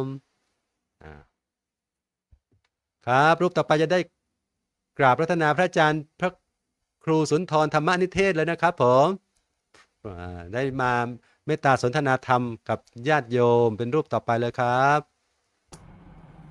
ครับก็ขอถวายความเคารพครูบาอาจารย์และก็พระธรรมยกรทุกรูปนะครับทั้งพระอาจารย์ที่ติดตามเข้ามาร่วมรับชมรับฟังด้วยเมื่อกี้ก็เผอิญไปช่วยทำเป็นทีมนะแต่ไปนั่งพูดอยู่คนเดียว ไม่มีคนทางนี้เป็นทีมมากกว่านะแบบนี้ก็พระอาจารย์พระมาอาจารย์พระมาฉลองท่านก็ไปแล้วนะแต่ว่าได้ทิ้งเอาไว้ถึงข้อคิดนะในเรื่องของการวางใจนะเมื่อเกิดเหตุชีวิตของเรามีเรื่องราวที่พลัดพรากเกิดขึ้นเสียใจได้นะแต่ไม่ทำให้เป็นทุกข์นานเกินนะโดยเฉพาะอย่างยิ่งสูญเสียแต่ไม่เสียสูญซึ่งเราก็เคยคุยกันนะว่าในประเด็นที่ว่าเมื่อเกิดการสูญเสียจะไม่ทำให้ชีวิตต้องเสียสูญในเรื่องของการที่เราต้องสูญเสียไม่ว่าจะเป็นเรื่องคนรักหรือสิ่งที่เรารักเนี่ยทรัพย์สินมั่งสัตว์เลี้ยงมั่งหรือความสัมพันธ์หรือแม้แต่ความฝันเนี่ยสิ่งที่เราคุ้นเคยนะความเสียใจเป็นเรื่องธรรมดานะก็เป็นเรื่องที่เมื่อกี้อาจารย์ก็พูดถึงอภินหาปัจจเวกนะซึ่งที่วัดชนาทิพย์เฉลิมเนี่ยจะนำโยมสวดทุกตอนเย็นหลังทำวัดเย็นเสร็จก็จะเรามีความแก่เป็นธรรมดาไม่ล่วงพ้นความแก่ไปได้มีความเจ็บไข้เป็นธรรมดาไม่ล่วงพ้นความเจ็บไข้ไปได้อย่างเนี้ยจริงๆแล้วมันก็มีในบทธรรมวัดเช้านะพรุ่งนี้ธรรมวัดเช้าก็จะสวดมนต์แปลปิเยหิวิปปโยโคทุกโข ความพลัดพรากจากสิ่งที่รักเป็นความทุกข์นี่ก็เป็นเรื่องที่เราปฏิเสธไม่ได้ในมุมมองพุทธศาสนาเนี่ยสิ่งสำคัญเลยคือการเรียนรู้ที่จะอยู่กับความสูญเสียได้โดยไม่ปล่อยให้ความทุกข์มาเป็นเจ้าชีวิตมาครอบงำชีวิตของเราการวางใจไม่ได้หมายถึงว่าไม่รักแล้วนะหรือว่าไม่เสียใจนะแต่หมายถึงว่ารักอย่างเข้าใจและเมื่อถึงเวลาต้องจากก็ยอมรับความจริงอย่างมีสติไม่ตีโพยตีพายประการแรกเลยคือยอมรับความจริงว่าทุกสิ่งไม่เที่ยงนะสิ่งที่เกิดขึ้นแล้วย่อมมีการเปลี่ยนแปลงแล้วก็ดับไปนะเป็นหลักของกฎในไตรลักษณ์นะคืออลักขณิจจังเราไม่อาจจะชอบความจริงแต่เราก็ไม่สามารถเปลี่ยนความจริงด้วยความเสียใจได้เช่นว่าคนรักจากไปเราอาจจะถามว่าทำไมต้องเป็นเขานะการวางใจก็คือค่อยๆเปลี่ยนคำถามเป็นว่าเมื่อเขาจากไปแล้ว เราจะใช้เวลาที่เหลือของเราอย่างไรให้ความรักที่มีต่อเขากลายเป็นความดีขึ้นมาได้ถึงแม้ว่าไม่มีเขาเราก็ยังอยู่ได้ แต่ถ้ามีเขาเนี่ยบางทีอยู่ได้เหมือนกันนะแต่อยู่กันแบบอาจจะทุกข์มากกว่าก็ได้นะเป็นกระสอบให้เขาได้ซ้อมมวยทุกวัน ไม่ไหวเหมือนกันนะห่างกันบ้างมันก็ทำให้เรารู้สึกคิดถึงกันนะก็เป็นเรื่องปกติธรรมดาประการที่2อนุญาตให้ตัวเองเสียใจได้ร้องไห้ได้การวางใจไม่ใช่บอกกับตัวเองว่าห้ามร้องไห้นะหรือต้องเข้มแข็งตลอดเวลาร้องไห้ได้คิดถึงได้เศร้าได้เพราะนั่นเป็นธรรมชาติของใจที่เรายังมีความผูกพันกันแต่ให้มีสติรู้ว่าตอนนี้เรากำลังเสียใจไม่ใช่ว่าชีวิตของเราจะต้องทุกข์แบบนี้ตลอดไปนั้นความรู้สึกเกิดขึ้นแล้วก็เปลี่ยนแปลงได้เช่นเดียวกันกับสิ่งอื่นๆนะเราก็ไม่ได้ต้องร้องอยู่ทั้งวันทั้งคืนนะฝนก็ไม่ได้ตกทั้งวันทั้งคืนแดดก็ไม่ได้ออกทั้งวันทั้งคืนเหมือนกันมันก็เกิดการเปลี่ยนแปลงอันนี้ก็เรียกว่าอย่าทำให้เรารู้สึกว่าเหมือนกับต้องเก็บกดนะถ้าร้องก็ร้องไปเลย 3. แยกให้ออกระหว่างความรักกับความ ยึดติดหรือความยึดมั่นถือมั่นเนี่ยที่ว่าอุปาทาน เราสามารถรักใครสักคนได้มาก โดยไม่จำเป็นต้องคิดว่าเขาจะต้องอยู่กับเราตลอดไปรักไม่ใช่การครอบครอง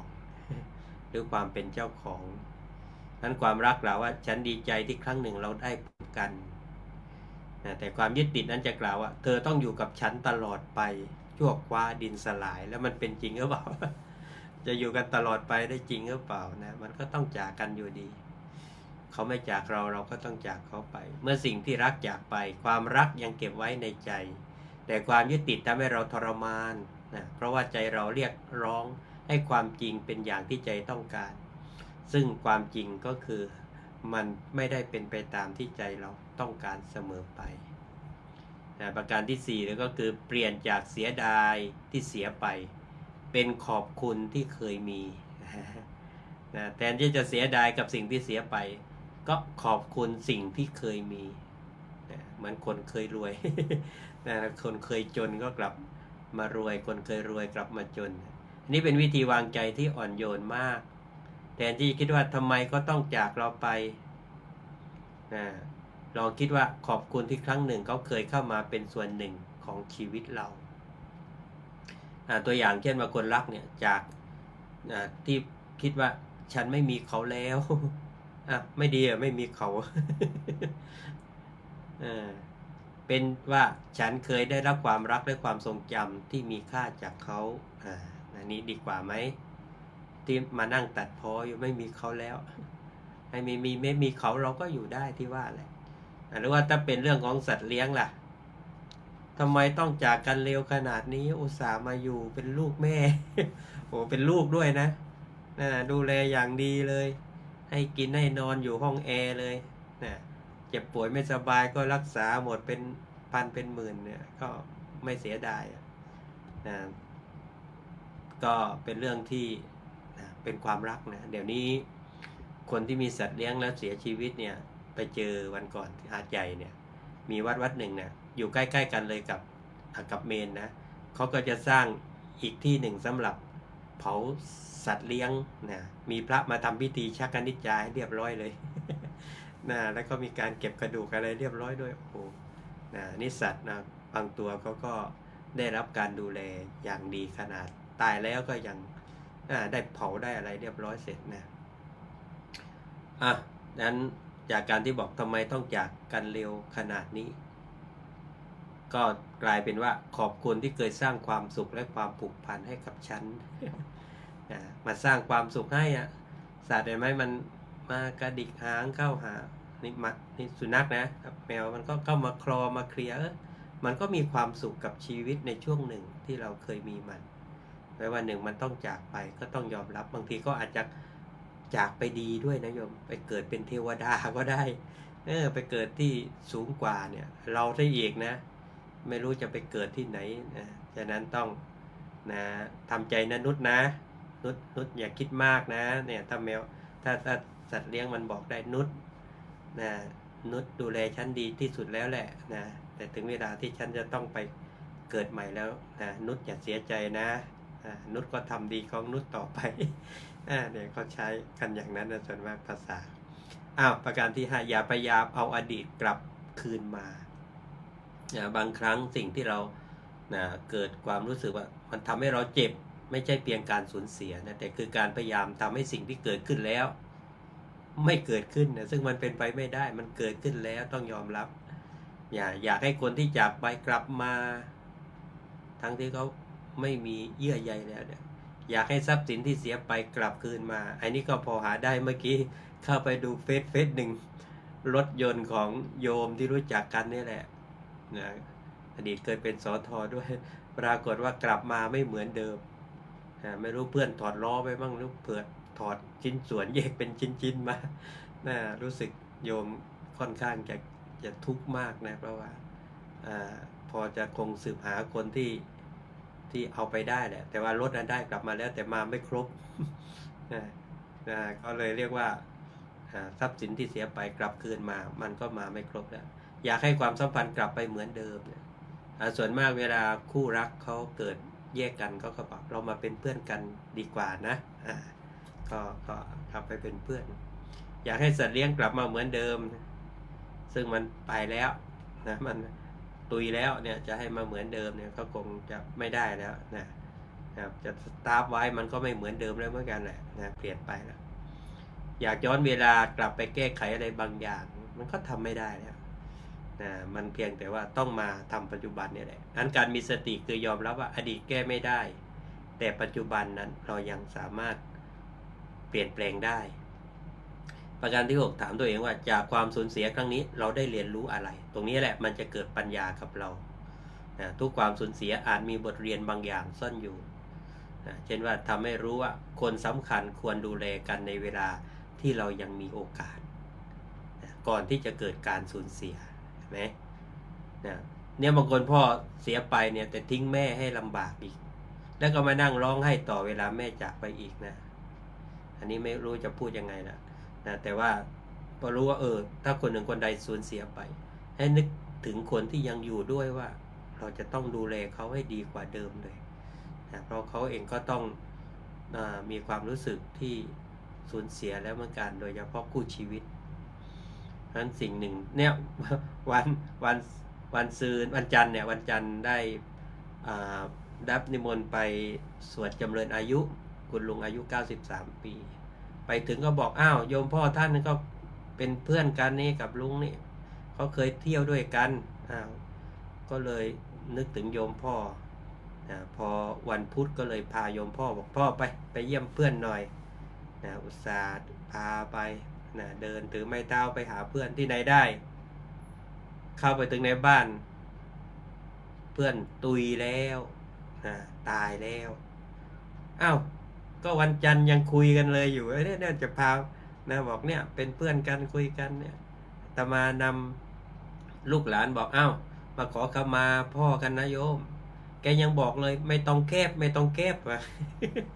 คือไม่ต้องรีบเนี่ยคนเนี่ยคนที่นอนติดเตียงอยู่บอกไม่ต้องรีบเนี่ยแต่ที่สุดปรากฏว่าพอไปวันพุธเสียแล้วนะเอาผ้าคลุมร่างแล้วนี่ก็แล้วความไม่แน่นอนนะโยมนะเอาละในเรื่องเหล่านี้ก็คือให้เราได้เห็นว่ามันเป็นสิ่งที่เราควรทำตั้งแต่ตอนมีโอกาสแล้วก็ทำให้รู้ว่าทรัพย์สินเนี่ยไม่ใช่สิ่งถาวรผลัดกันเป็นเจ้าของ แล้วก็ทำให้เห็นคุณค่าของเวลาด้วยนะเวลาที่เสียไปเรียกคืนไม่ได้แล้วก็ทำให้รู้จักการปล่อยวางตัวเองนะการปล่อยวางว่าอะไรบางอย่างเราก็ควรจะยอมรับให้ได้ทำให้มีเมตตาต่อคนที่กำลังทุกข์ด้วยนะคือเราเอาความทุกข์คนอื่นมาพิจารณาว่าเราเองก็เคยทุกข์อย่างนี้แล้วก็เข้าใจคนที่เขากำลังทุกข์ทำให้เขารู้จักใช้ชีวิตอย่างไม่ประมาทนั้นเมื่อสูญเสียคนรักโยมนะการวางใจคืออย่าพยายามไปลืมเขาเนี่ยพยายามลืมพยายามเพราะบางคนไม่ได้เกิดมาเพื่อให้เราลืมแต่เกิดมาเพื่อให้เรารู้จักความรัก นั้นบางอะไรนะไอ้ที่อยากจำกลับลืมไอ้ที่อยากลืมกลับจำมันจะวนอยู่ตรงเนี้ยนั้นวางใจว่าเขาเคยอยู่ในชีวิตเราและวันนี้เขาไม่ได้อยู่ตรงหน้าแต่ความดีและความทรงจำที่เขาทิ้งไว้ยังอยู่กับเราในเรื่องราวดีๆหากคิดถึงก็ทำความดีและอุทิศเป็นกุศลตามความเชื่อพุทธศาสนาเมื่อเราต้องสูญเสียเข้าไปก็จากไปแล้วเรื่องการสูญเสียพ่อแม่เนี่ยแต่จะคิดเพียงว่าเราไม่มีพ่อแม่แล้วก็ให้ลองคิดดูว่าแม้ท่านไม่อยู่ให้เรากอดอีกแล้วแต่สิ่งที่ท่านสอนและความดีที่ท่านมอบให้ยังสามารถอยู่ชีวิตของเราได้การตอบแทนว่าคนที่ดีที่สุดหนึ่งก็คือนำความดีของท่านมาสานต่อนั่นเองแม้กระทั่งคนที่สูญเสียสัตว์เลี้ยงอาจเป็นสมาชิก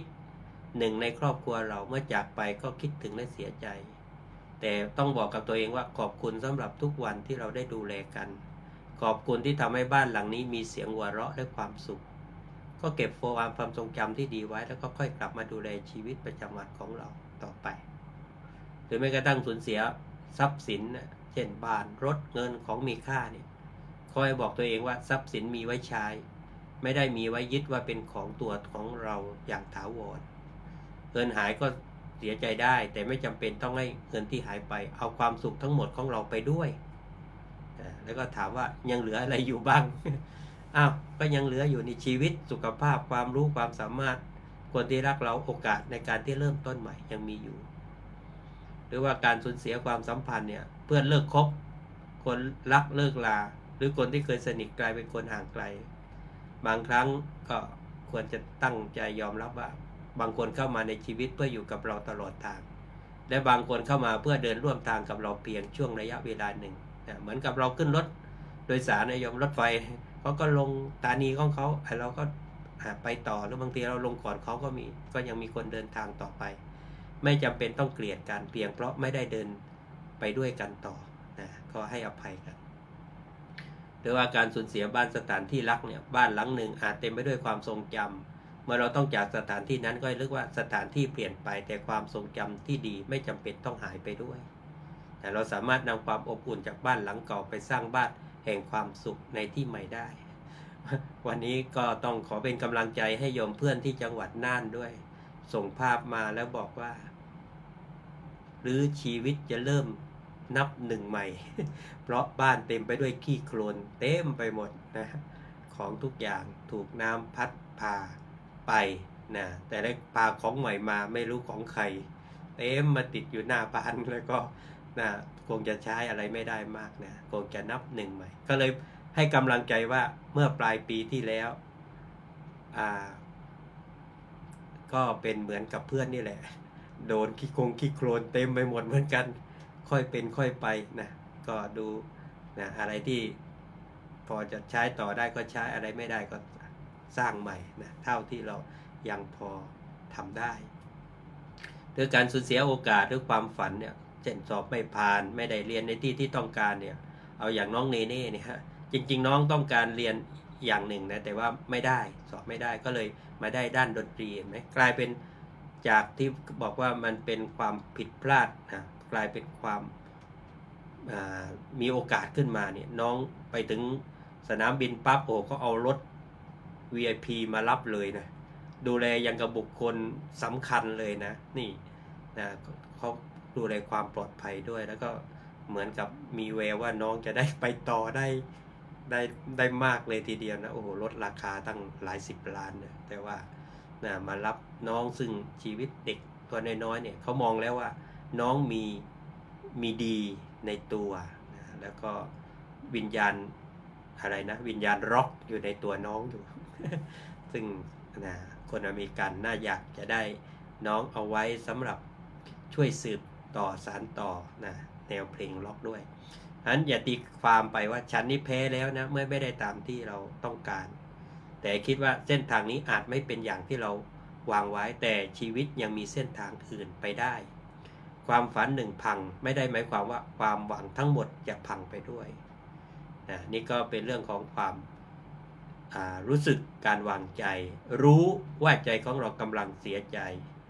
ยอมรับว่าความสูญเสียเกิดขึ้นแล้วเรียนรู้บทเรียนจากสิ่งที่เกิดขึ้นแล้วก็ค่อยๆเดินหน้าต่อไปโดยไม่ต้องรีบร้อนนะให้นึกในใจว่าสิ่งใดเกิดขึ้นสิ่งนั้นมีการเปลี่ยนแปลงสิ่งใดเป็นของรักก็มีวันต้องพลัดพรากหน้าที่เราไม่ใช่ยื้อทุกสิ่งไว้แต่คือทำวันนี้ให้ดีที่สุดฉะนั้นการวางใจไม่ใช่การลืมสิ่งที่รักแต่คือการรักโดยเข้าใจในความเปลี่ยนแปลงและความไม่แน่นอนนะครับฉันเสียใจได้แต่ฉันจะไม่ปล่อยความเสียใจทำลายชีวิตที่เหลืออยู่ฉันคิดถึงได้แต่ฉันจะไม่ทำให้ชีวิตของฉันนั้นหมดความมั่นใจในชีวิตตัวเองฉันรักได้เมื่อถึงเวลาต้องปล่อยฉันก็จะค่อยปล่อยด้วยสติเพราะทุกสิ่งเข้ามาในชีวิตล้วนมีวันเปลี่ยนแปลงสิ่งที่เราทำได้ดีที่สุดคือขอบคุณที่ครั้งหนึ่งเราเคยมีสิ่งนั้นอยู่ในชีวิตของเรานะการวางใจในลักษณะนี้คือไม่ดึงเข้ามาและก็ไม่ผลักไสไปเพียงแต่เก็บความทรงจำดีๆไว้แล้วก็ขอบคุณตัวเองขอบคุณสิ่งที่เคยมีครับผม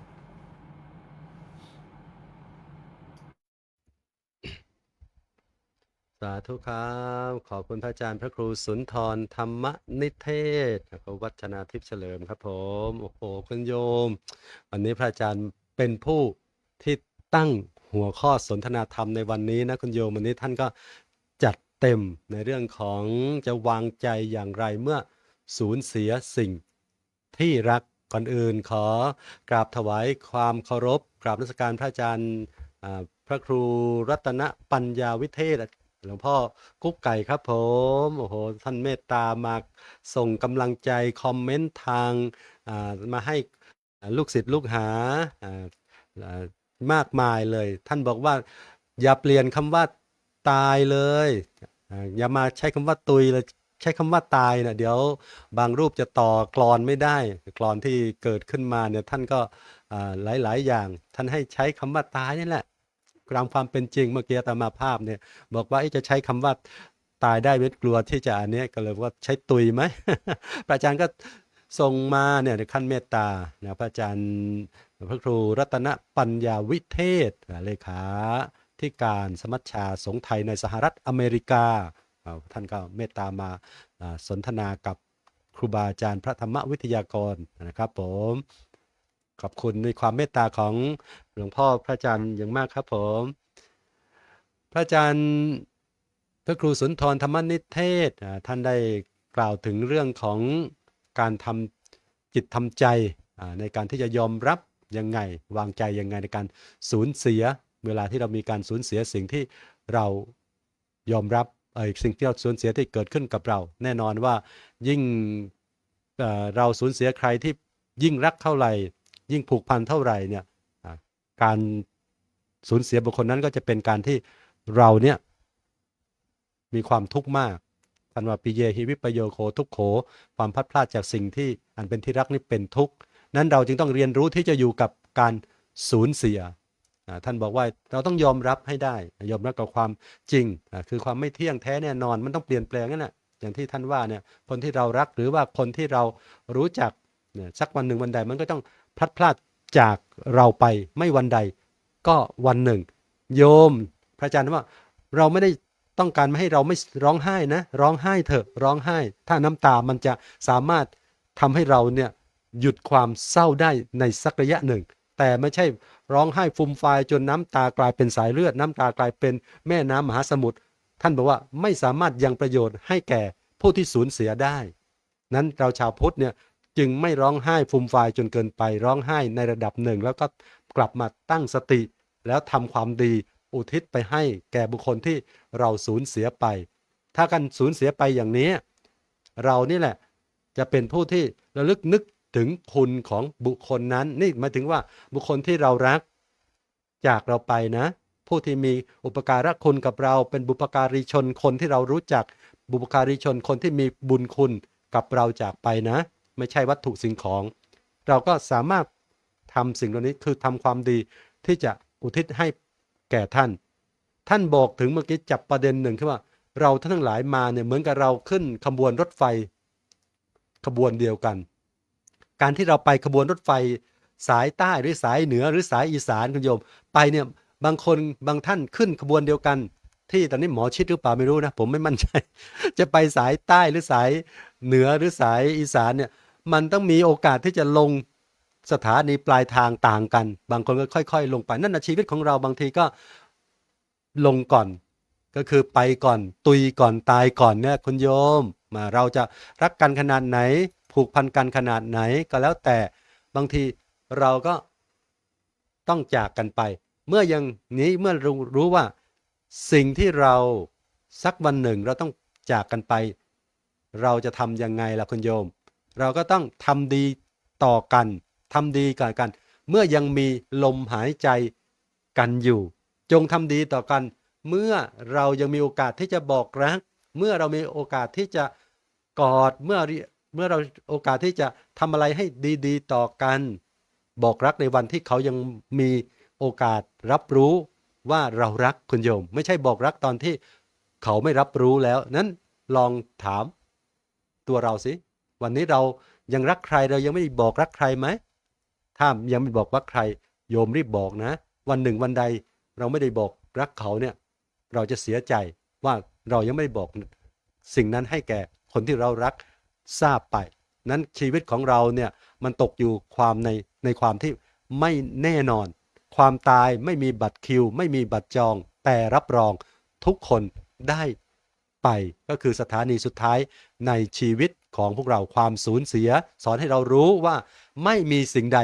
เป็นของเราโดยแท้จริงญาติโยมท่านหลายวันนี้เราจะทำใจยังไงวางใจยังไงเมื่อกี้พระอาจารย์สรุปทิ้งท้ายให้เราแล้วเรียนรู้จะอยู่กับมันอย่างไรนั้นกราบคุณพระอาจารย์พระครูสุนทรธรรมนิเทศอีกครั้งหนึ่งครับผมรูปต่อไปรัตนาพระอาจารย์พระอาจารย์เอกพันธ์เอกวันโนหลวงพี่ฮิปโปกันเลยนะครับผมมาฟังเสียงสำเนียงเสียงใต้กันครับโยม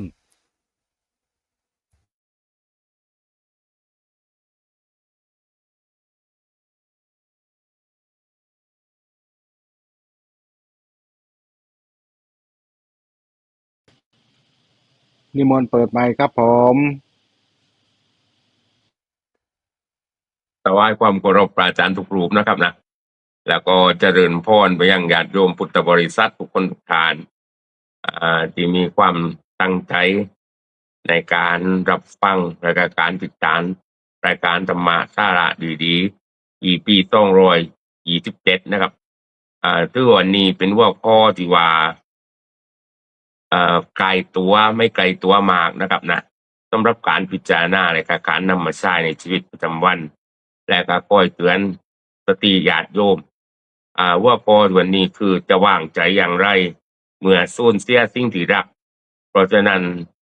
ความเกี่ยวข้องกับพุทธภาษิตในพระพุทธศาสนาอาตมาภาพก็ได้ยกมานึ่งว่าข้อว่าสัพเพอิเมปิเยอิมานาเปอินานาภาโววินาภาโวแปลว่าเราจะต้องปราศปรากจากพ้องรักพ้องจบใจตั้งสิ้นเป็นธรรมดาเพราะฉะนั้นการเริ่มต้นของหัวข้อเรื่องวันนี้จะเริ่มต้นด้วยการวางใจแล้วก็ไปจบด้วยการรักตรงกลางเป็นการสูญเสียเนี่ยครับเหมือนกับนั่งจัดรายการอยู่เนี่ยครับนะถ้าจอนึงจอใดกุบลับในแบบหมายความว่าเป็นการสูญเสียเกิดขึ้นแล้วโดยที่ไม่รู้สาเหตุอันนี้ก็เหมือนกับญาติโยมทำงานนะครับเราต้องรู้สาเหตุว่าในขณะที่เราจะทำงานเนี่ยทำไมตำแหน่งในการงานของเราเนี่ยจุดเริ่มต้นในการทำงานทำไมตัวเต้นคำว่าการทำงานนี่ทำไมก็ต้องเริ่มต้นกับว่าเป็นพนักงานเพราะฉะนั้นเริ่มต้นเรียนรู้การวางใจนี่คือการเรียนรู้แล้วก็หยุดลักแล้วก็ปฏิบัติให้เห็นถึงความสามารถแล้วก็มาดูการสูญเสียในทีนี้เราเริ่มทำงานไปแล้วเริ่มทำงานไปเรื่อยเกิดการวางใจจนได้เป็นหัวหน้าคนสุดท้ายมีเหตุการณ์พลิกล็อกมีความผิดพลาดเกิดขึ้นในการตำแหน่งในการทำงานของเราก็ต้องดรอปตัวเองลงมาเพื่อให้พิจารณาตัวเองไม่ว่าการสูญเสียครั้งนี้ความผิดพลาดกันเนี่ยมันเกิดจากสาเหตุอะไรตั้งองค์กรมีคนรักเรากี่คนมีคนไม่ชอบเรากี่คนเพราะฉะนั้นเนี่ยครับสิ่งเหล่านี้มองเป็นรูปธรรมนามธรรมเหมือนกับความตายนะครับเหมือนกับครอบครัวเหมือนที่อาจารย์แต่ว่าความรู้มาว่านี่แหละครับครอบครัวเริ่มต้นจากความรักความอบอุ่นการฟูมฝักการเสียสละการเอาใจใส่สุดท้ายเดี๋ยวเราจะต้องมาสูญเสียโดยการจากลาโดยความตายแต่ในระยะก่อนที่จะถึงสูญเสียจากความตายนั้นเราก็ต้องคิดว่าระหว่างทางการสูญเสียไม่ได้มีแต่สูญเสียจากความตายสูญเสียอะไรบางสูญเสียเปื่อนในวงการทำงานสูญเสียหน้าที่การงานสูญเสียสุขภาพจิตในบางเหตุการณ์ที่เราได้รับผลกระทบกระทั่งมาเราทุกคนนะครับนะเจอต่างลมต่างแดดต่างอากาศเหมือนตอนนี้เหตุการณ์ที่เกิดที่จังหวัดน่านนะครับเราไม่สามารถล่วงรู้ได้เลยว่าเหตุการณ์มันจะหนักได้ขนาดไหนแต่เป็นการสูญเสียที่ยิ่งใหญ่แล้วก็แสดงความเสียใจกับเหตุการณ์ที่สูญเสียในครั้งนี้ของจังหวัดน่านด้วยแล้วก็ความเป็นห่วงไปถึงญาติโยมพุทธบริษัทและสาธมิกนะครับนะที่อยู่จังหวัดน่านนะครับก็ให้เหตุการณ์อย่างนี้นะครับผ่านไปโดยสวัสดิภาพนะครับโดย โดยดีนะครับนะถือว่าเป็นโดยดีดีว่าโดยดีนะครับเพราะว่าเราทุกคนนะครับคนไทยนี่ครับจะต้องให้กำลังใจต้องให้กำลังใจด้วยกันเวลาเกิดจึกแล้วซึ่งมีรอบกันในประเทศนะเพราะว่าเวลาต่างประเทศมากก็เราต้องรวมใจกันกับเนี่ยตอนเนี้ยนะครับไล่เหตุการณ์อ่าไล่เหตุการณ์ในมุมมองของธรรมะนะครับนะเรามาดูว่าเราจะให้ข้อคิดอะไรได้บ้างกับเหตุการณ์เหล่านี้นะครับในทางพระพุทธศาสนานะครับอ่าหนึ่งนะครับนะเราต้องมองความสุขมองหาความสุขเล็กๆน้อยๆก่อนเราเริ่มต้นจะหาความสุขเล็กๆน้อยๆเกิดจากอะไรบางความสุขเล็กๆน้อยๆเนี่ยครับรอยยิ้มนี่ครับเนี่ยที่ญาติโยมบอกว่ารอยยิ้มพระอาจารย์ภูมิธรรมแล้วสบายใจดีใจ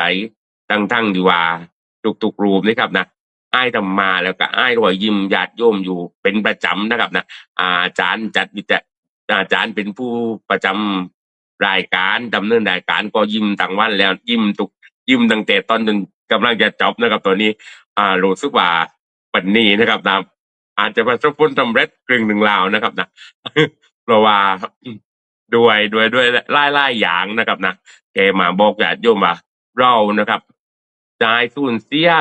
ทุกสิ่งทุกอย่างไปเป็นไปไม่ได้นะครับ แล้วก็จะรักทุกอย่างไว้เป็นไปไม่ได้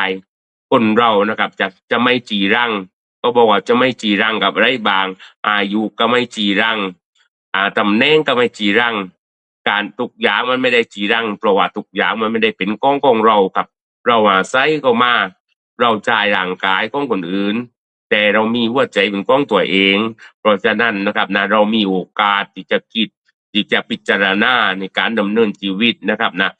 เราจะว่างหรือว่าปักหลักอยู่กับสิ่งนึงสิ่งใดไม่ได้นะครับนะเพราะฉะนั้นพิจารณาไปเรื่อยๆนะครับนะทุกข์กับสุขมันจะมาคู่กันดีกับจัวก็จะผสมกันไปเพราะฉะนั้นนะครับความรักก็เปรียบเหมือนดอกหน้ามับมันกับภาษาวันดอกหน้ามับไม่รู้ว่าปราจารย์โหจักมากับดอกหน้ามับอุ๊บบานกับอุ๊บบานบ่โตถึงอุ๊บบานไปนะครับเนี่ยครับเปรียบไปเห็นเลยนะครับตาอาจารย์ญาติโยมที่เป็นคนตายอาจจะรู้จักนะครับภาษากลางว่าไมยาราบนะครับนะมีน้ำก่อยจิ้งแทงเพราะฉะนั้นเนี่ยกับน้ำที่มันก่อยจิ้งแทงความรักตรงนี้ครับอุ๊บบานนี่จะซ้อนให้เรามีสติแล้วก็ปัญญาดวงตาแสงแห่งธรรมนะครับแสงแห่งธรรมตรงนี้นะครับจะได้ช่วยเราว่าเตือนสติว่าการว่างการสูญเสียการรักเราไม่ต้องนำมาหยุดเนี้ยวแต่เราต้องว่างลงปล่อยว่างปล่อยเผชิญกับการเสียใจและก็หลังจากเสียใจแล้วต้องตั้งสติและก็มีปัญญาและหยุดติความเสียใจนี้แล้วเริ่มต้นไหมก็ว่าว่านะครับนะยิงดึงยิงรังเหมื่อนยิงชุดหายใจตกต่ำแต่ถ้ายิงเดินไปข้างหน้าแล้วมองให้เป็นแสงสว่างนั่นแหละคือความสำเร็จ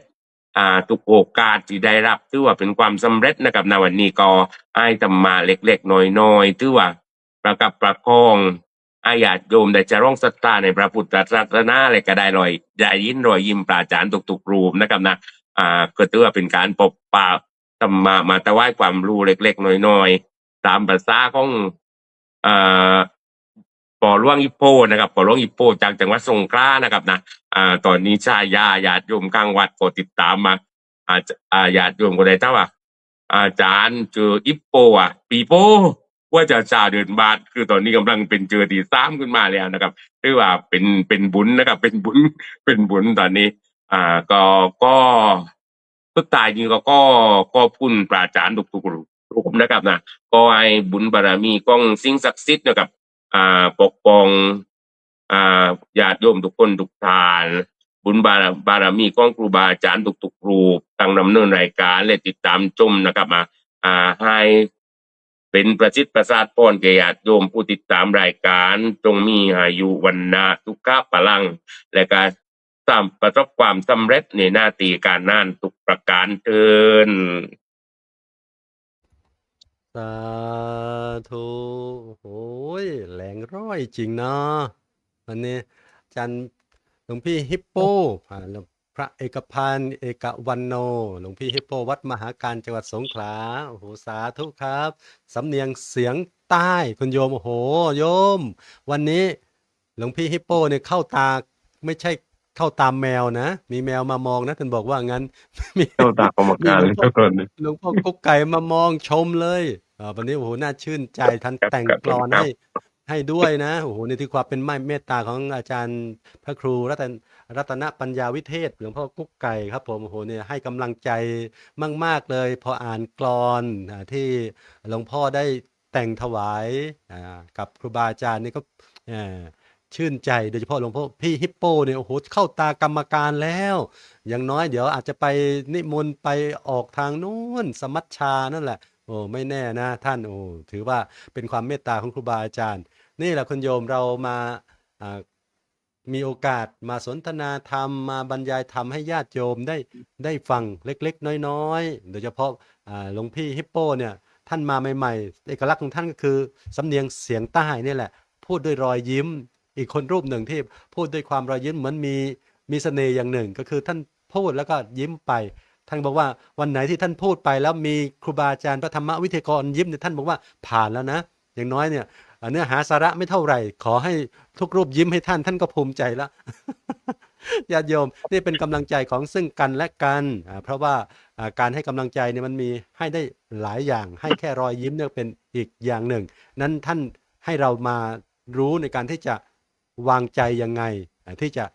เมื่อเกิดการสูญเสียแน่นอนว่าการพลัดพรากจากบุคคลที่เรารักเนี่ยมันเป็น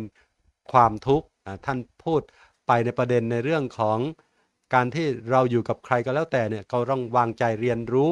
ที่จะเรียนรู้ที่จะปรับจิตปรับใจในสิ่งเหล่านั้นให้มากๆท่านยกตัวอย่างในเรื่อง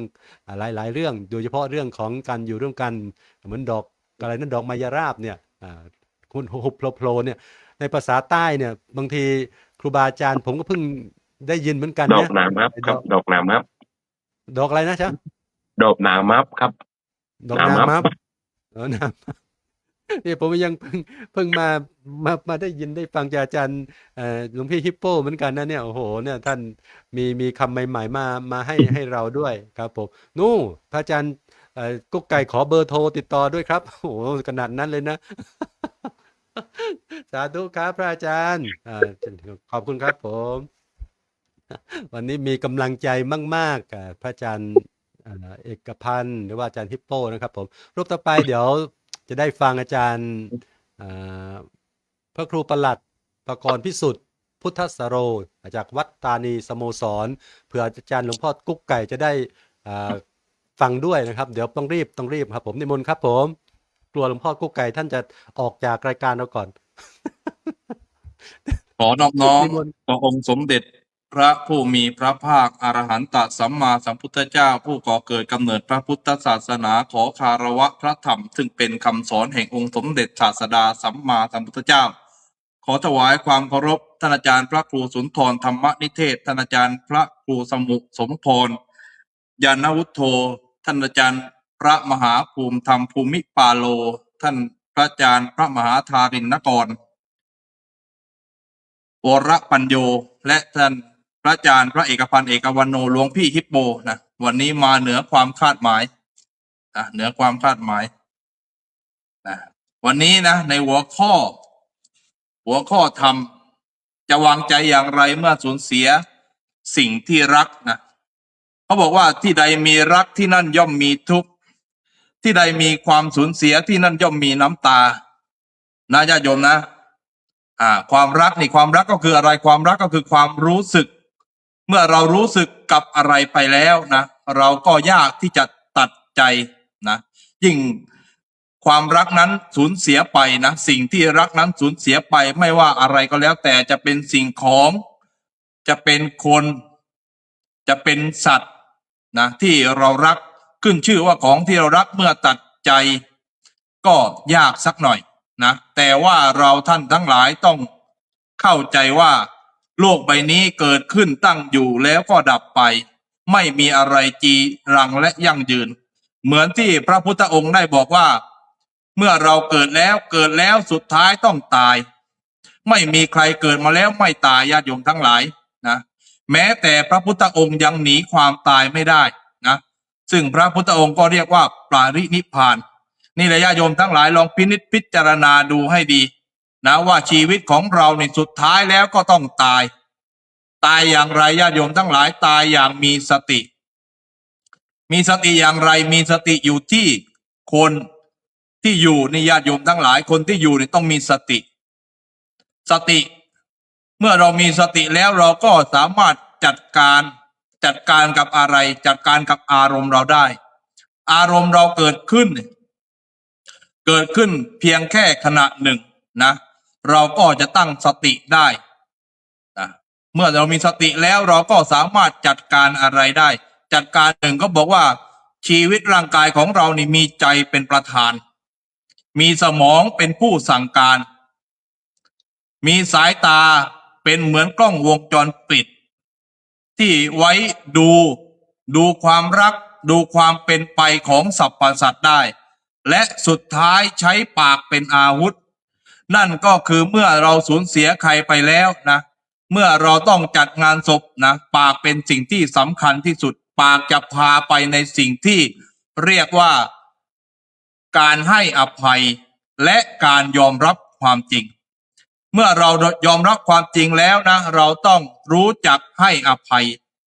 ยอะไรญาติโยมทั้งหลายให้อภัยสิ่งที่เกิดขึ้นนะให้อภัยตัวเองนะเราไม่ต้องว่าตัวเองว่าเราดูแลท่านไม่ดีทำให้ท่านเสียใจท่านจากไปเราก็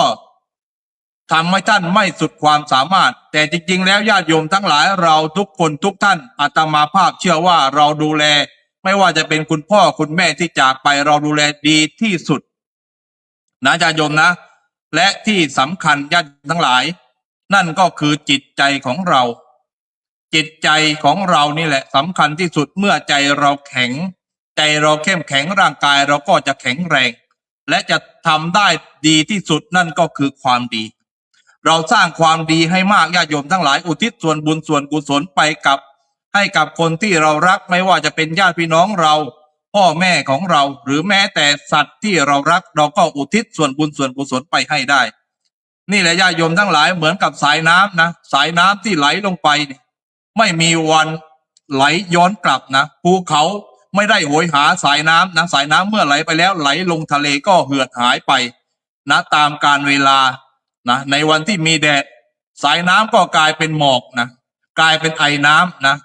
วันที่มีหิมะก็กลายเป็นสิ่งที่เรียกว่าน้ำแข็งเกิดขึ้นมานะนี่เลยญาติโยมทั้งหลายบอกแล้วว่าในบนโลกใบนี้ไม่มีอะไรจีรังและยั่งยืนแม้แต่ฤดูก็ผลัดเปลี่ยนไปตามฤดูนะไม่ว่าจะเป็นฤดูฝนฤดูร้อนหรือฤดูหนาวฤดูไหนก็แล้วแต่นี่เลยญาติโยมทั้งหลายเพราะฉะนั้นเราท่านทั้งหลายวันนี้ผ่านร้อนผ่านหนาวมาแล้วเพราะฉะนั้นชีวิตของเราเนี่ยญาติโยมทั้งหลายยืมเข้ามาเหมือนกับเงินเนี่ยญาติโยมทั้งหลายนะเงินที่ยืมเข้ามาเนี่ยเป็นทุกข์ไหมญาติโยมเป็นทุกข์เพราะอะไรญาติโยมทั้งหลายเพราะคนที่สูญเสียเงินให้ยืมเขาก็เป็นทุกข์ว่าเมื่อไรคนนั้นจะเอามาคืนเมื่อไรเราจะได้เงินนั้นคืนมา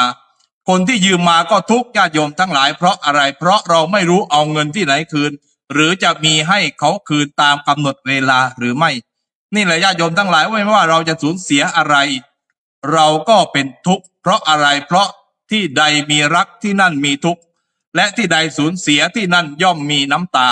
นี่แหละญาติโยมทั้งหลายลองพินิจพิจารณาดูให้ดีหนึ่งตั้งสติมาปัญญาเกิดเมื่อเรามีปัญญาเราก็จะสามารถพินิจพิจารณาไปได้เพราะว่าทุกสิ่งทุกอย่างนี่ร่างกายของมนุษย์นี่เมื่อถึงเวลาก็ต้องคืนกลับสู่ธรรมชาติเพราะธรรมชาติเป็นเจ้าของร่างกายเพราะอารยโยมทั้งหลายร่างกายของมนุษย์ประกอบด้วยธาตุทั้งสี่ก็คือดินน้ำลมและไฟเมื่อธาตุทั้งหลายดับลงไปก็คืนสู่ธรรมชาติเพราะฉะนั้นญาติโยมทั้งหลายจงพินิจพิจารณาดูธรรมชาติเหมือนที่หลวงพี่ฮิปโปว่าญาติโยมทั้งหลายให้ดูดอกไมยราบนะหรือว่าดูต้นไม้ก็แล้วแต่ญาติโยมทั้งหลายนะทุกสิ่งทุกอย่างนี่เกิดขึ้นตั้งอยู่แล้วก็ดับไปไม่ว่าอะไรก็แล้วแต่ต้นไม้นี่ถึงว่าอยู่ได้เป็นร้อยปีแต่วันใดวันหนึ่งต้นไม้เมื่อขาดน้ำขาดปุ๋ยขาดสิ่งที่หล่อเลี้ยงต้นไม้ก็จะแห้งเหี่ยวและก็ตายไปเหมือนสายน้ำญาติโยมทั้งหลายสายน้ำก็ไม่ยั่งยืนเพราะวันใดวันหนึ่งนี่ ภูเขาถล่มลงมาปิดทางน้ำตาน้ำก็หายไปน้ำก็เหือดแห้งหายไปเช่นเดียวกับชีวิตนี่แหละญาติโยมทั้งหลายธาตุทั้งสี่ก็มีวันดับไปแต่สิ่งที่ไม่สามารถจากเราไปได้นั่นก็คือบุญและก็บาปสิ่งที่เราทำติดตัวเอาไว้นี่แหละญาติโยมทั้งหลายพินิจพิจารณาดูให้ดีเพราะฉะนั้นอาตมาภาพฝากไว้ไม่เยอะนะญาติโยมนะหนึ่งก็คือสตินี่แหละสำคัญที่สุดนะสติอย่าประมาทนะเพราะว่าความตายไม่รู้จะมาถึงวันไหนชีวิตของคนเราเนี่ยบนโลกใบนี้มีอดีตปัจจุบันแล้วก็อนาคตนี่เรายังไม่รู้ว่าเราจะตายหรือว่ายังอยู่หรือว่าจะทำอะไรอยู่เพราะมันยังมาไม่ถึงอดีตก็เราไม่สามารถกลับไปแก้ไขอะไรได้คนที่เสียไปแล้วก็ไม่สามารถกลับคืนมาได้แต่สิ่งที่ดีที่สุดสิ่งที่สำคัญที่สุดสิ่งที่เป็นของขวัญที่สำคัญที่สุดก็คือปัจจุบันเพราะฉะนั้นทำปัจจุบันขณะให้ดีจงมีสติอยู่ตลอดเวลาแล้วใช้ปัญญาในการแก้ไขปัญหาเพราะเมื่อมีปัญญาแล้วเราก็จะมีความสุขแล้วก็สามารถสร้างคุณงามความดีสร้างบุญกุศลอุทิศไปให้คนที่สูญเสียไปได้เพราะฉะนั้นอย่าจมปลักกับความรักเพราะความรักไม่ได้ทำให้เราอิ่มเพราะความรักไม่ได้ทำให้เราฉลาดเพราะความรักไม่ได้ทำให้เรามีความสุขในทุกวันเพราะฉะนั้นจงรักอย่างมีสติใช้สติให้มากๆอย่าประมาทขอแค่นี้พอและสุดท้ายที่สุดนี้ญาติโยมทั้งหลายขออำนาจคุณพระศรีรัตนตรัยคือพุทธรัตนะธรรมรัตนะสังฆรัตนะรัตนะทั้งสามจงดลบันดาลให้ญาติโยมทุกคนทุกท่านมีความสุขภาพพลานามัยสมบูรณ์แข็งแรงปราศจากโรคาพยาธิอันตรายทั้งหลายทั้งปวงและให้ญาติโยมมีความสุขทุกทิพาราตรีการและขอถวายความเคารพพระอาจารย์ครูบาอาจารย์ทุกรูปทุกนามครับสาธุครับขอบคุณพระอาจารย์พระครูประหลัดประกรณ์พิสุทธิ์พุทธสโรจากวัดตานีสโมสรพระรามหลวงจังหวัดปัตตานีครับผมโอ้โหตอนนี้ใต้ไม่ยอมกันเลยนะเนี่ยสองใต้จากปัตตานีจากสงขลาจากสตูลยกเว้นภูเก็ตนะเพราะภูเก็ตเนี่ยไม่เข้าร่วม เพราะว่าตอนนี้กำลังส่งกำลังใจพี่ให้น้องเน่ๆอยู่ที่สหรัฐอเมริกากันอยู่ เป็นยังไงคุณโยมโอ้โหที่ใดมีรักที่นั่นมีทุกข์ที่ไทยมีการสูญเสียที่นั่นก็มีน้ำตายังขอบคุณพระอาจารย์พระครูพระครูรัตนปัญญาวิเทศหลวงพ่อกุ๊กไก่ยังคงอยู่ผมอุตส่าห์กลัวว่าหลวงพ่อจะออกไปก่อนนะต้องให้ฟังอาจารย์พระครูประหลัดประกรณ์พิสุทธิ์ก่อนว่า ว่าเป็นยังไงท่านก็อุตส่าห์แต่งกลอนมาถวายเป็นกำลังใจให้ท่านพระครูประหลัดประกรณ์พิสุทธิ์เหมือนกันนะครับเสียงดังกังวานได้ทำนำชีวิตเสริมดวงจิตให้มั่นไม่หวั่นไหวให้ท่านมีความสุขทุกท่านไปจะอยู่ที่ไหนจะอยู่ไหนให้ก้าวหน้าสถาพรเนี่ยท่านได้แต่งกลอนถวายเนี่ยถือว่าวันนี้เป็นEPที่อิ่มเอิบเบิกบานใจคุณโยมแม้แต่เรื่องที่เรามาพูดคุยกันเป็นเรื่องที่มันดูน่าเศร้านะการสูญเสียการบุคคลอันเป็นที่รักการจัดวางใจอย่างไงพอเราพูดคุยกันไปในรายการมีครูบาอาจารย์โดยเฉพาะได้รับความเมตตาจากพระอาจารย์กุ๊กไก่พระครูรัตนปัญญาวิเทศเนี่ยมันทำให้ดูเป็นเรื่องที่ดูน่าสนทนาน่าพูดน่าฟังกันไปเลยคุณโยมดูเป็นเรื่องแบบจากความตุยเนี่ยเป็นความตายแบบฟังแล้วดูไม่น่ากลัวไม่กล้าไม่น่าแบบสยดสยองอะไรเลยใช่ไหมคุณโยมเนี่ยพูดอย่างนี้โยมบอกว่าไม่แน่ใจแล้วว่ามันน่ากลัวหรือเปล่าบางครั้งบางทีเนี่ยเราพูดกันก็พูดง่ายนะแต่เมื่อมาถึงใกล้ๆจริงๆเนี่ยร้องห่มร้องไห้กันทุกปีเลยทุกทีเลย โดยเฉพาะท่านฝากไว้คุณโยมพระอาจารย์พระอาจารย์พระครูประหลัดประกรณ์พิสุทธิ์เนี่ยฝากไว้เลยก็คือเรื่องของการตั้งสติอย่าประมาทในชีวิตของพวกเราสติมาปัญญาเกิดเพราะว่าสุดท้ายสุดในชีวิตในสังขารของเรามาตัวเปล่าเราก็ไปตัวเปล่าคนที่เรารักเนี่ยส่งเราได้เพียงแค่โรงพยาบาลแค่เมน นะท่านมีครูบาอาจารย์นักปราชญ์ราชบัณฑิตนี่ท่านกล่าวไว้เป็นบทกลอนบทกวี ไม่ใช่อาจารย์หลวงพ่อกุ๊กไก่นะแต่ว่ามีบัณฑิตท่านกล่าวไว้ว่าอันยศล่ามหาไปไม่ได้แน่ เว้นเสียแต่ต้นทุนบุญกุศลทิ้งสมบัติทั้งหลายให้ปวงชน แม้ร่างตนเขายังเอาไปเผาไฟ เมื่อเจ้ามามีอะไรมาด้วยเจ้าจะเอาแต่สุขสนุกฉะไหนเมื่อเจ้ามากายาเปล่าแล้วเจ้าจะเอาอะไรกลับไป เจ้าก็ไปมือเปล่าเหมือนเจ้ามาสุดท้ายสุดเรามามือเปล่าเราก็ไปมือเปล่านอกเหนือคุณงามความดีที่จะเป็นเสบียงที่จะเป็นสิ่งที่ติดตนตามตัวเราไปได้ในทุกที่ทุกสถานไปขอบคุณพระอาจารย์พระครูประหลัดประกรณ์พิสุทธิ์อีกครั้งหนึ่งครับผมเดินทางมาถึงช่วงท้ายรายการแต่ว่ายังเหลืออีกรูปหนึ่งคุณโยมยังไม่ได้ฟังสำเนียงเสียงของท่านหลังจากที่ไปรักษาการเจ้าอาวาสตอนนี้โยมเห็นความเปลี่ยนแปลงหลายๆอย่างแต่สิ่งหนึ่งที่ไม่เปลี่ยนแปลงคือรอยยิ้มของพระอาจารย์พระอาจารย์ยังส่งยิ้มให้ญาติโยมอยู่ที่ไหนดูที่ใดฟังที่ใดก็แล้วแต่ฟังคงไม่ได้เห็นรอยยิ้มนะคุณโยมนะแต่ว่าถ้าดูเนี่ยได้เห็นรอยยิ้มท่านยังไม่เปลี่ยนแปลงยังเป็นรอยยิ้มที่เห็นแล้วเกิดความอิ่มเอิบเบิกบานใจหายเหนื่อยอย่างโยมว่าเป็นกัลยาณมิตรเป็นรอยยิ้มที่ให้กำลังจิตกำลังใจแก่พวกเรารูปต่อไปจะได้กราบพระนาพระอาจารย์มหาภูมิธรรมภูมิปโลรักษาการเจ้าวาดวัดโนนหนองขามจังหวัดนครราชสีมาได้สนทนาญาติธรรมกับญาติโยมครับผม กราบถวายความเคารพพ่อแม่ครูบาอาจารย์ผู้ร่วมรายการทุกรูปด้วยความเคารพอย่างสูงยิ่งโดยมีอาจารย์พระครูสุนทรธรรมนิเทศด็อกเตอร์เป็นองค์ประธานในวงสนทนาตลอดจนถึงหลวงพ่อพระครูรัตนปัญญาวิเทศหรือว่าหลวงพ่อเลขาที่โลกต้องการเข้ามาให้กำลังใจพระลูกพระหลานพระลูกศิษย์เพื่อที่จะเฟ้นหาพระธรรมวิทยากรสู่สายตาชาวโลกนั่นเองตลอดจนถึงญาติโยมสาธุชนพุทธบริษัททั้งหลายดีนะโยมนะวันนี้อาตมาก็ปลื้มอกปลื้มใจเพราะว่า EP นี้เป็น EP ที่227แต่ว่าอาทิตย์หน้าเนี่ยรายการนานาสาระธรรมดีนี่เกิดวันที่22สิงหาคมนะโยมนะ2563ณประเทศอังกฤษเบอร์มิงแฮมเดินทางมาถึง6ปีแล้วในวันที่22นี้เดินทางมาถึง6ปีแล้วในวันที่22เพราะฉะนั้นวันที่23ตรงกับวันอาทิตย์และเป็นพิธีกรก็คืออาจารย์พระครูสุนทรธรรมนิเทศท่านจะมาเฉลิมฉลอง6ปีดีเดินทางด้วยธรรมสร้างความดีส่งต่อความสุขอย่าลืมมาให้กำลังใจและก็มารับชมรับฟังรายการนานาสาระธรรมดีฉลอง6ปีกันนะโยมนะฉลอง2วันฉลองวันอาทิตย์6ปีดีสร้างความดีส่งต่อความสุขนี่6ปีเดินทางด้วยธรรมสร้างความดีส่งต่อความสุขจากธรรมะเพียง1คำในวันที่22สิงหาคม2563เดินทางมาถึงวันนี้6ปีแล้วเป็นการสร้างความภาคภูมิใจให้กับพระสงฆ์องค์เจ้าทั่วทุกมุมโลกนะโยมนะอาตมาคิดเช่นนั้นเพราะ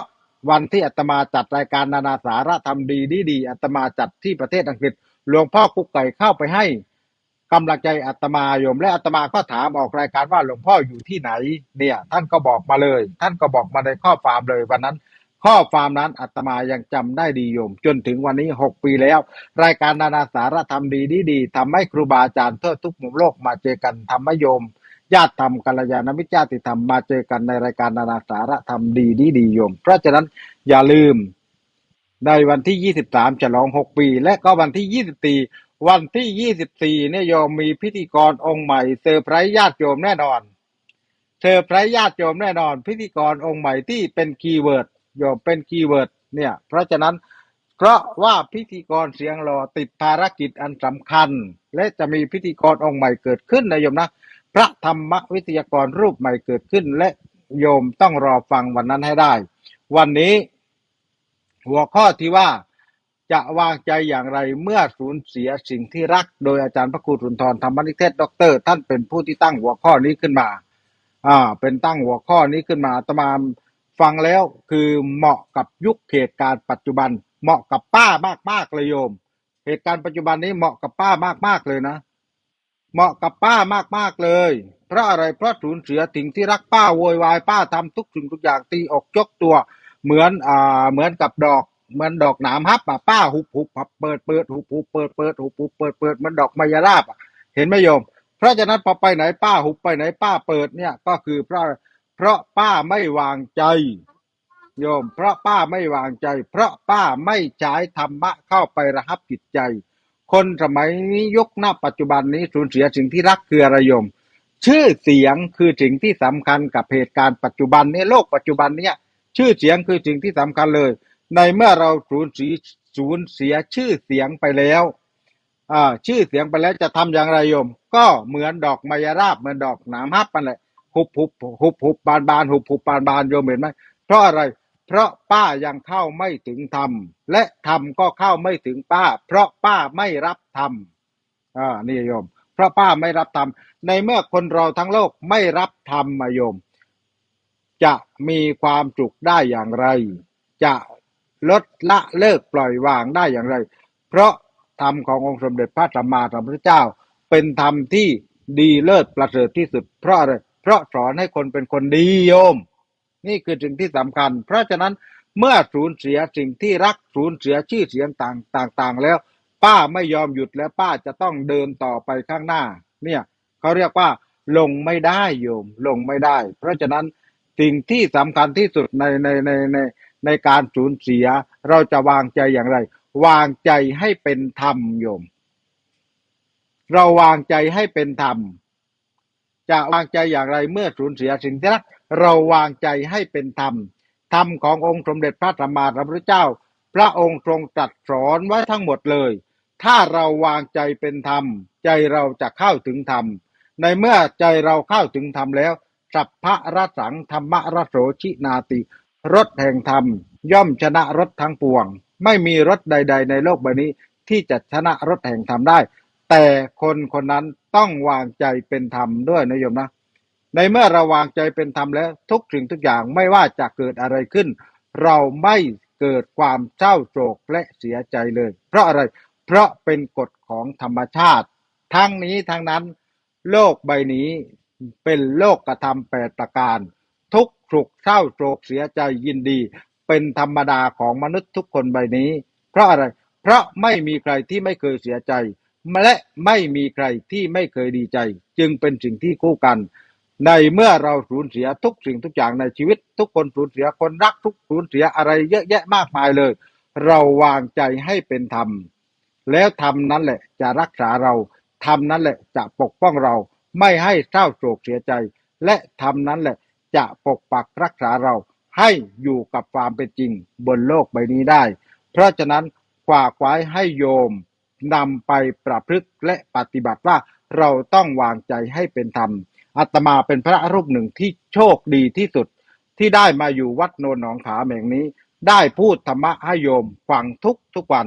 และพรุ่งนี้จะมีโครงการของสอปต.รวมกับคุณครูอนุบาลนำเด็กนักเรียนมาร่วม100คนกับคุณแม่100คนเป็นโครงการสานต่อเนี่ยพรุ่งนี้อาตมาจะเป็นประธานในการเปิดวัดโนนหนองขามแห่งนี้ยินดีต้อนรับหน่วยงานราชการทุกท่านและยินดีต้อนรับประชาชนทุกคนที่จะมาจัดกิจกรรมภายในวัดเพราะเรามีพร้อมทุกสิ่งทุกอย่างที่จะต้อนรับสำหรับญาติโยมในวันที่28สิงหาคมกิจกรรมใหญ่พระสงฆ์100รูปจะมาลงปาฏิโมกข์ที่วัดโนนหนองขามแห่งนี้ถือว่าเป็นช้างเหยียบนาพระยาเหยียบเมืองอีกครั้งหนึ่งนะโยมนะอีกครั้งหนึ่งที่อาตมามาอยู่นี้เพราะอาตมามาอยู่ที่นี่วันที่24กรกฎาคมวันที่24วันจันทร์ฉลองครบ1เดือนที่อาตมาอยู่ที่นี่และฉลองครบ6ปีของนานาสารธรรมดีเพราะอะไรเพราะทำให้อาตมามีวันนี้ฝรั่งจึงถามอาตมาว่า why do you smile all the time อาตมาจึงตอบไปว่า the Dhamma is life ถามแปลเป็นภาษาไทยอาตมาเคยพูดแล้วแปลเป็นภาษาไทยว่าทำไมคุณถึงยิ้มตลอดเวลาอาตมาจึงตอบไปว่าเพราะธรรมะทำให้ฉันยิ้มได้นี่คือสิ่งที่อยากจะเผยแผ่ให้ชาวโลกรู้ว่าเรามีธรรมรอยยิ้มที่เรายิ้มออกไปยิ้มที่เป็นธรรมยิ้มที่พิมพ์ใจยิ้มอย่างมีความสุขเพราะรอยยิ้มสร้างความสุขให้กับคนทั้งโลกกราบสาธุครับผม สาธุครับขอบคุณพระอาจารย์มหาภูมิธรรมภูมิปาโลสาการเจ้าวาดวัดโนนหนองขามครับผมโอ้โหโยม วันที่22 23 24เนี่ย22นี่ครบรอบ6 ปีรายการนานาสารธรรมดีโอ้โหถือว่าเป็นช่วงห่วงเวลาที่สำคัญเลยแต่ว่าช่วงนั้นอาตมาติดศาสนกิจพอดีไม่ได้มาร่วมฉลองกับครูบาอาจารย์ทุกรูปแต่ว่าส่งใจมาแน่นอนคุณโยมแป๊บเดียวโยมว่า6 ปีแล้วกับรายการดีๆอย่างนี้ยังคงกราบขอบคุณพระอาจารย์พระครูรัตนปัญญาวิเทศหลวงพ่อกุ๊กไก่เนี่ยยังมาให้กำลังใจจนถึงรูปสุดท้ายจนรูปสุดท้ายก่อนที่จะขอลาไปสวดมนต์ ทำศาสนกิจปฏิบัติศาสนกิจเนี่ยพระอาจารย์เมตตามากๆอาจารย์หลวงพ่อกุ๊กไก่เลขาที่โลกต้องการของอาจารย์มหาภูมิธรรมท่านกล่าวไว้อย่างนั้นโยมเมื่อเกิดการสูญเสียอาจารย์มหาภูมิธรรมได้มาบอกให้เราไว้ว่าวางใจให้เป็นธรรมแล้วเราจะเห็นธรรมอย่างที่อาจารย์หลวงพ่อกุ๊กไก่ได้บอกว่จงวางใจให้เป็นธรรมนำพ้นทุกข์จะมีแต่ความสุขแน่นอนหนาอยู่ในโลกให้เข้าใจธรรมดาวันนี้ท่านขอลาไปสวดมนต์ท่านว่าอย่างนั้นวางใจให้เป็นธรรมแล้วเราจะเห็นทั้งหลายทั้งปวงก็คือการที่เห็นธรรมเนี่ยมันทำให้เราไม่หวาดสะดุ้งต่อการสูญเสียไม่หวาดสะดุ้งต่อพญามัจจุราชกับที่จะเกิดขึ้นกับชีวิตเราท่านจะบอกว่าคนเราเนี่ยหวาดสะดุ้งกลัวต่อพญามัจจุราชคือความตายเนี่ยคุณโยมเพราะอะไรยังรักยังห่วงยังตัดบ่วงไม่ได้ยังอะไรในสังขารร่างกายนี้ยังไม่มีที่พึ่งยังไม่ได้ทำบุญไว้ยังไม่เข้าใจสัจธรรมในชีวิตของเราคือยังไม่มีธรรมยังไม่วางใจเป็นธรรมยังไม่รู้สัจธรรมเลยนำให้เราเนี่ยเกิดความหวั่นไหวต่อพญามัจจุราชกราบคุณพระอาจารย์พระมหาภูมิธรรมอีกครั้งหนึ่งครับผมวันนี้ถือว่าดำเนินทางมาถึงช่วงท้ายของรายการของเราแม้จะเป็นช่วงท้ายของรายการธรรมะหลากหลายที่ครูบาอาจารย์นำมาสาธยายให้ญาติโยมได้ฟังเรียกว่าจะวางใจอย่างไรเมื่อสูญเสียสิ่งที่รักแน่นอนว่าการสูญเสียเกิดขึ้นกับชีวิตของเราทุกคนไม่มีใครที่จะหลีกลี่หนีการสูญเสียไปได้การสูญเสียเราท่านทั้งหลายไม่อยากให้เกิดขึ้นกับชีวิตเรากับบุคคลที่เรารักกับสิ่งของที่เรามีแต่เราก็ไม่สามารถที่จะหลีกลี่หนีสิ่งเหล่านี้ได้ฉะนั้นวันนี้เราได้มารับรู้สิ่งที่เราควรจะเตรียมตัวให้พร้อมซ้อมไว้ให้ดี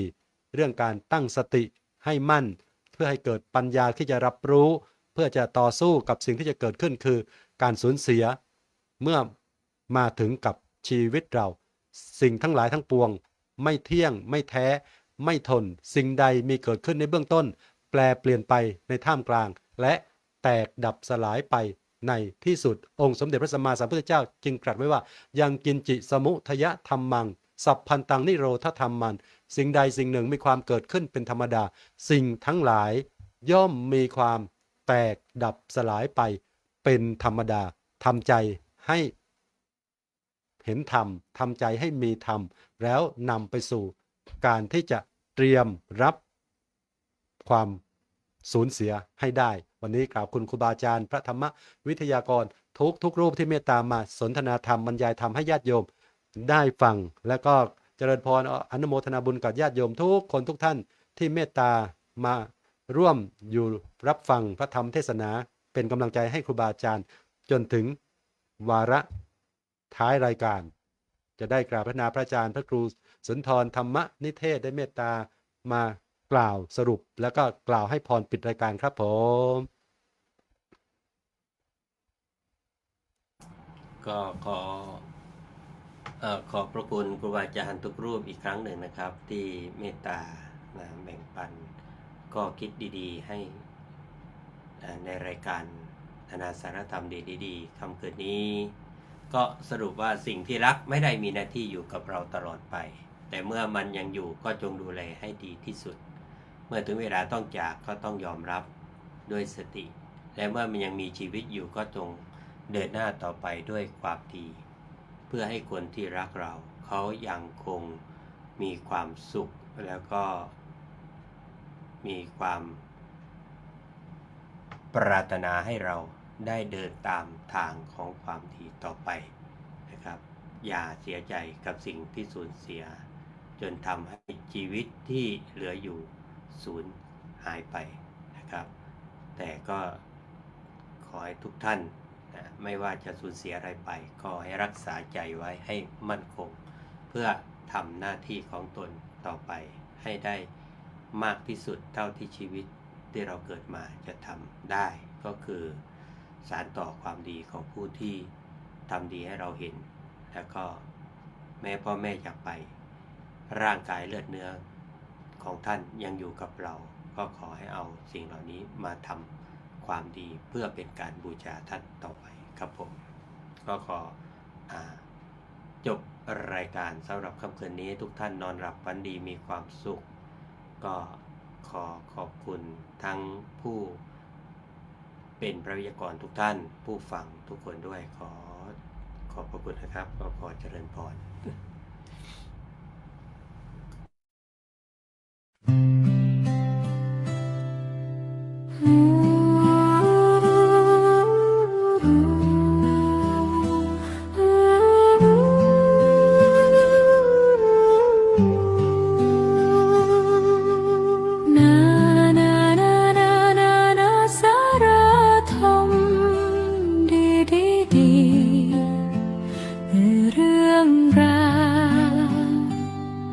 ความรู้คู่ใจธรรมะงดงามฟังแล้วชื่นบานสุขใจทุกวันโลกวันนี้หมุนไปไม่หยุดพั